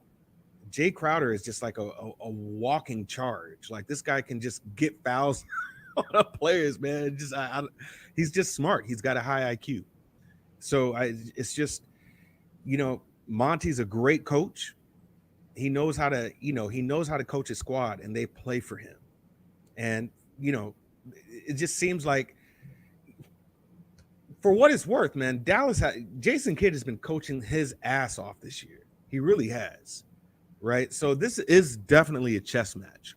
And if you see the adjustments made to where Dallas comes out and obliterates Phoenix in Phoenix, that's going to say a lot. That's going to say a whole bunch. And maybe I would change my mind depending on how this game goes. But it's still the Phoenix Suns, man. And these guys are all cerebral. These guys all play good ball. And this is the stuff that makes Dennis so much fun to cap with. He's not afraid to take shots, and he's not afraid to go down with the ship if need be. And he says, shot quality, game one score, Dallas 115, Phoenix 110 for game one. He says, Dallas is the better team. They have the best player. And then he says, and this is what the part that I love, he says, going broke betting Dallas in this series. I love that shit. I love this. Yeah, I ain't mad at you, bro. I ain't mad at you. I mean, Dallas is a worthy opponent here, right? And you saw the kind of trouble Phoenix had with Nolens. That should tell you enough here. Dallas is definitely a worthy foe. So maybe this does go to 7 games, but if Dallas can steal a game in Phoenix, which I do believe they can, then this, man, I tell you right now, I could change my mind. But I just have a lot of respect for Phoenix and most importantly, that coach of the year by that. We need Kleber to keep hitting these outside shots. He was hit, man. Kleber was hit. He sure was. Yeah. And Tommy didn't just say that. Says this is a bad matchup for Mavs, in my opinion. He says they have no answer for Ayton. Mm-hmm. Suns can shut down Mavs secondary guards. Mm-hmm. I mean, some of those spots by Bridges some of those blocks. It's just the way he stays in place. He's such a special player. I love it. I'm going to jump on the Mavs as well. And judging by Pinnacle, I should have a 6.5 available at least. And judging by the money line being at 210 for the Mavericks, I should get a plus 215 or plus 220. So I am going to be on the Dallas Mavericks tonight. I'm just not exactly sure how I'm going to bet it. And I don't know if I want to go in with the money line and the spread. I think I just want to pick one at this point. Derl, spectacular work. 5-1 week last week, 2-0 on Friday. You are the gift that just keeps on giving. So that's what you are. And I give, man. You know, Wu-Tang for the children. You know what I'm saying? So I just give, man. But yeah, let's bounce back today, man. I mean, I was looking at these numbers, and this series, these 2 games are, for me, in my opinion, these 2 are a lot harder to cap than the other 2, right? It just seems like that. It seems like I'm just able to see the board clearly with the other 2 games, even though I didn't come off a really good day. I think I went 1-3 yesterday, right? But this one here just seems a lot harder to cap. I was looking at some numbers, though. I think in order for Dallas to win this game, they've got to speed up the pace. And so what I do want to do is add the over first quarter. Ooh. All right, let's go. The over first quarter. 55.5. Oh, wow. And I can get you 55 at minus 113. 29 and the 55.5 minus 104. What would you prefer? Dallas. Give me 1 second because I'm going to tell you if I'm going to push the button. 25. All right, a second look. Yeah. I'm going to push the button on that. This is a gut play here. I'm going to push the button on it myself. I'm going over 55.5. And would you like to buy the 55 for minus 113, or would you like the 55.5 at minus 104? I've been juiced. So we're saying 30 and 25. There's no answer for Ayton. Rob Free saying Suns undefeated against the Mavs first quarter spreads this year. -2 is good money today. Yeah, I was looking at that too. But these game 2s are all about adjustments, and I think that Dallas can make an adjustment, but you have to play better ball. You have to get shots falling by Jalen Brunson and Spencer Dinwiddie and Reggie Bullock. Maxi Kleber is going to be open on that pick and pop for threes. I'm going over 55. Okay, 55. Razor says, remember when Jimmy laughed at the Sixers? Yeah, I laughed. And then you guys almost became the first team in NBA history to be up 3-0 and lose a series. We won 2 straight, and then we shattered Embiid's fucking orbital bone. I laugh again. Razor. All right, let's go. I laugh on the inside. Over 55 at -113. Over 55. I see Netflix. Yeah, MLB. Hey, you know, I made my first MLB play yesterday, Jimmy, and then it was rained on, so it was delayed. Today it was because really the only team I watch or I really follow are my San Diego Padres, right? I think I'm probably the only Padre fan, with the chat now. I'm probably the only guy who roots for the Padres, and that game gets a rain delay. But I did take the Guardians, right? I did take the Guardians in that game. I can't the pictures. He's just come back. I can't think of his name now. Clevenger? Yeah, Clevenger came back from surgery. Probably only pitched about 3 or 4 innings or so. Darryl's spitting in my face right now, Jimmy. You hear this? You hear this? My first MLB bet. I'm fucking out here strutting my stuff almost over 30 units. Darryl can't fucking take the time to tail one of my bets, Darryl. Yeah, man, Darryl. I'm not on Twitter during the day, really. Like, I'll look at stories. Only when you're lit, Darryl? Only when you're fucking lit? Only when I'm lit, man. That's my problem. I got to be a little more active on here. I'll text you, Jose, because I should be following you, because I think I did see something that was like, you're just killing the MLB right now. And I know Nutflush kills it also. Hurt my feelings, Darryl. I'm sorry, bro. I'm sorry. That game right now, we have Jose on team totals over with the Guardians. That was 8, right? Wasn't it 8? Well, just for the Guardians, it's 3 and 3.5, and they've got 1 run in the bottom of the third, and they're in a dangerous position with 1 out, runners in scoring position. So and then we have the under 3.5 in Atlanta, New York Mets, because I've already lost that Arizona, Miami first 5 under. So very, very exciting action here, and you've come to the right place if you want to make moves. Yeah, man. Yeah. It's my fault, my bad. I will own up to it. I will own up to the fact that I'm not on Twitter all day, but just enough. I got to do better. I just got to do better. Do better, Jimmy. Be better. Do better.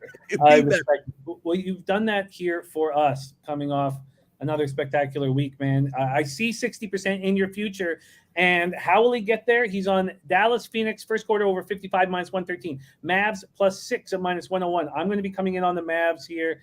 And I love Dennis Garcia just going to from 0 to 100 real quick and not afraid to risk his financial future. Derl is on Bam over 18.5 points -114, and the Heat first half -4 at -113.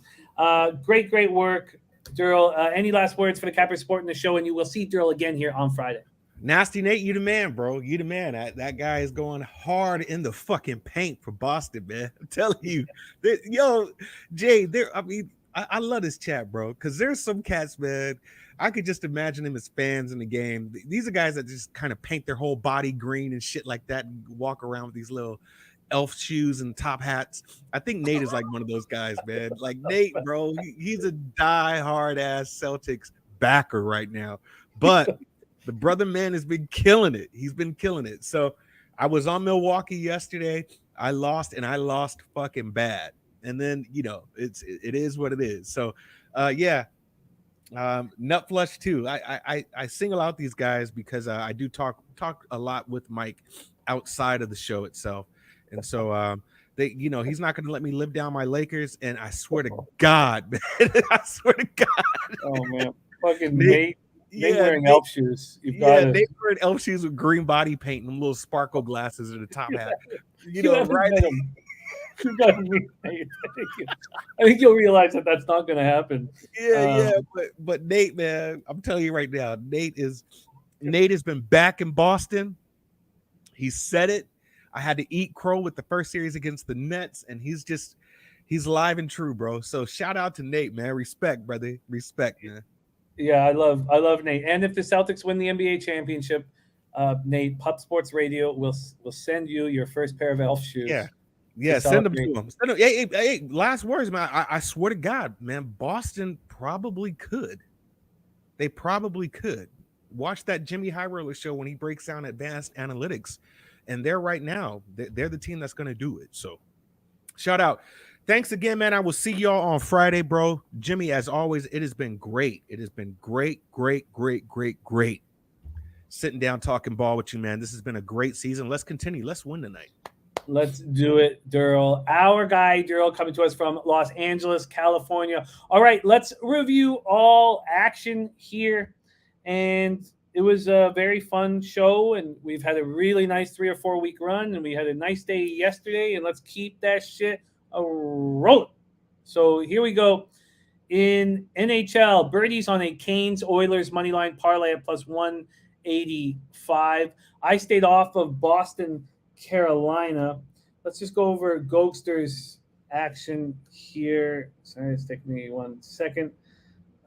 Gogster made one addition, but everything else he tweeted out this morning. So Gogster is, sorry, just take 1 second. Gogster's NHL action is on Carolina, Boston, no goal in the first 10 minutes at plus 114. Tampa Bay Lightning first period money line at plus 106, and Edmonton regulation minus 125. And then he added the both teams to score in the first period in St. Louis, Minnesota at plus 140. I like that no goal in the first 10 minutes in Boston, Carolina. I also like that first period under 1.5.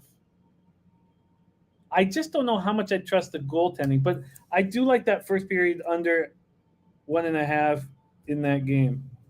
And I think I will add it. Then Lightning Leafs. I have not bet the Lightning yet. I wanted it to get better than plus 110. I can't find it right now because my computer's going a little slow, but it was plus 115 during the show. I'd be curious to see what it is right now. You know what? Let me just try a different browser here quickly and see if I can get that up before I go. Here we go. While you look that up, Yeah. Miguel through that first, I think it was 5 innings, no hitters. He's through, or I should say, he's through 3, starting the 4th inning, and he's yet to give up a hit again. So, goddamn. Wow, he's pitching lights out right now. It's still 115, so that's when I'm gonna move on the Lightning. I already moved on the Wild -1 at plus 126, and the Blues team total under 3 -119. That was thinking Cam Talbot would be in that. I'm shocked that they're going back to Marc-Andre Fleury, really. Ron Crawford spreadsheet play today's Edmonton in regulation, and that was Ghoster's favorite look on the board. I'm on the under 6.5 at -115 in LA Kings Edmonton Oilers, and I'd be very interested in the first period under 1.5 at plus 130. But I don't know if I'm going to pull the trigger, but I might. I just might. Jeffrey Blue Balls play today, already about to cash. Cardinals first 5 over.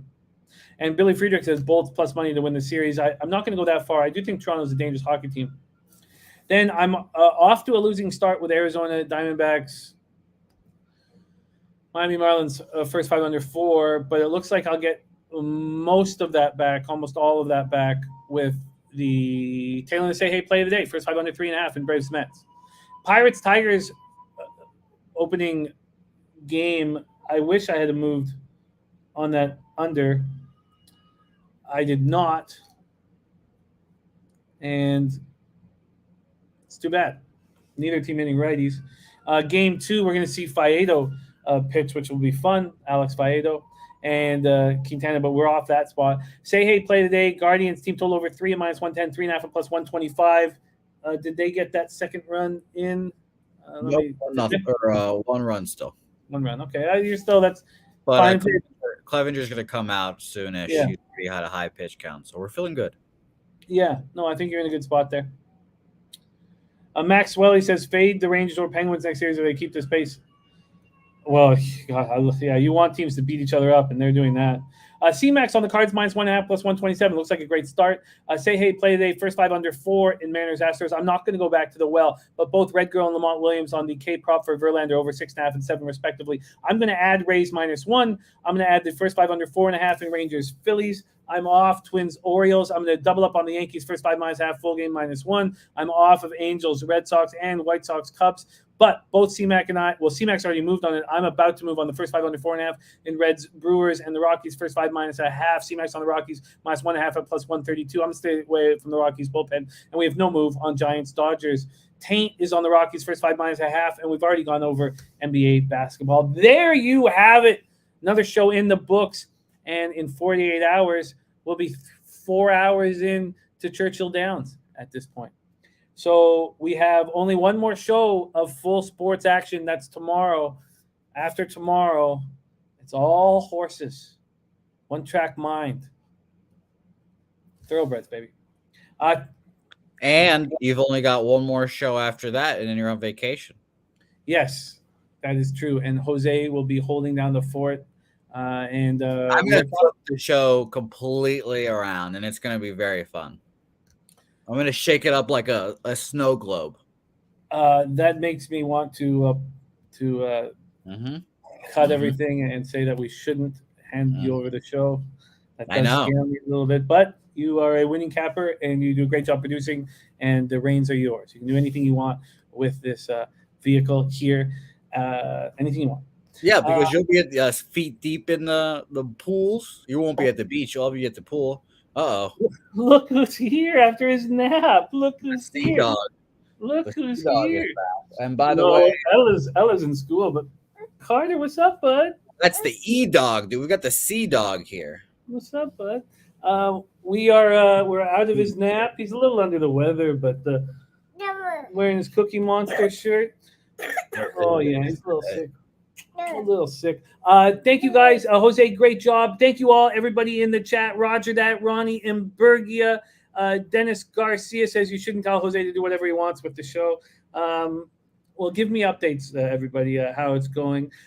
Moose Money, Justin Bilbo, Sean Thompson, Rance, Mad, Stony, Sean Pulliam, Swaggy D. It's all parlay. Maxwell, Rance, Billy Friedrich. Thank you guys. Sean Thompson, G. Martinez. All of you guys, thank you so much for your support. Nasty Nate. The elf shoe stuff was really funny.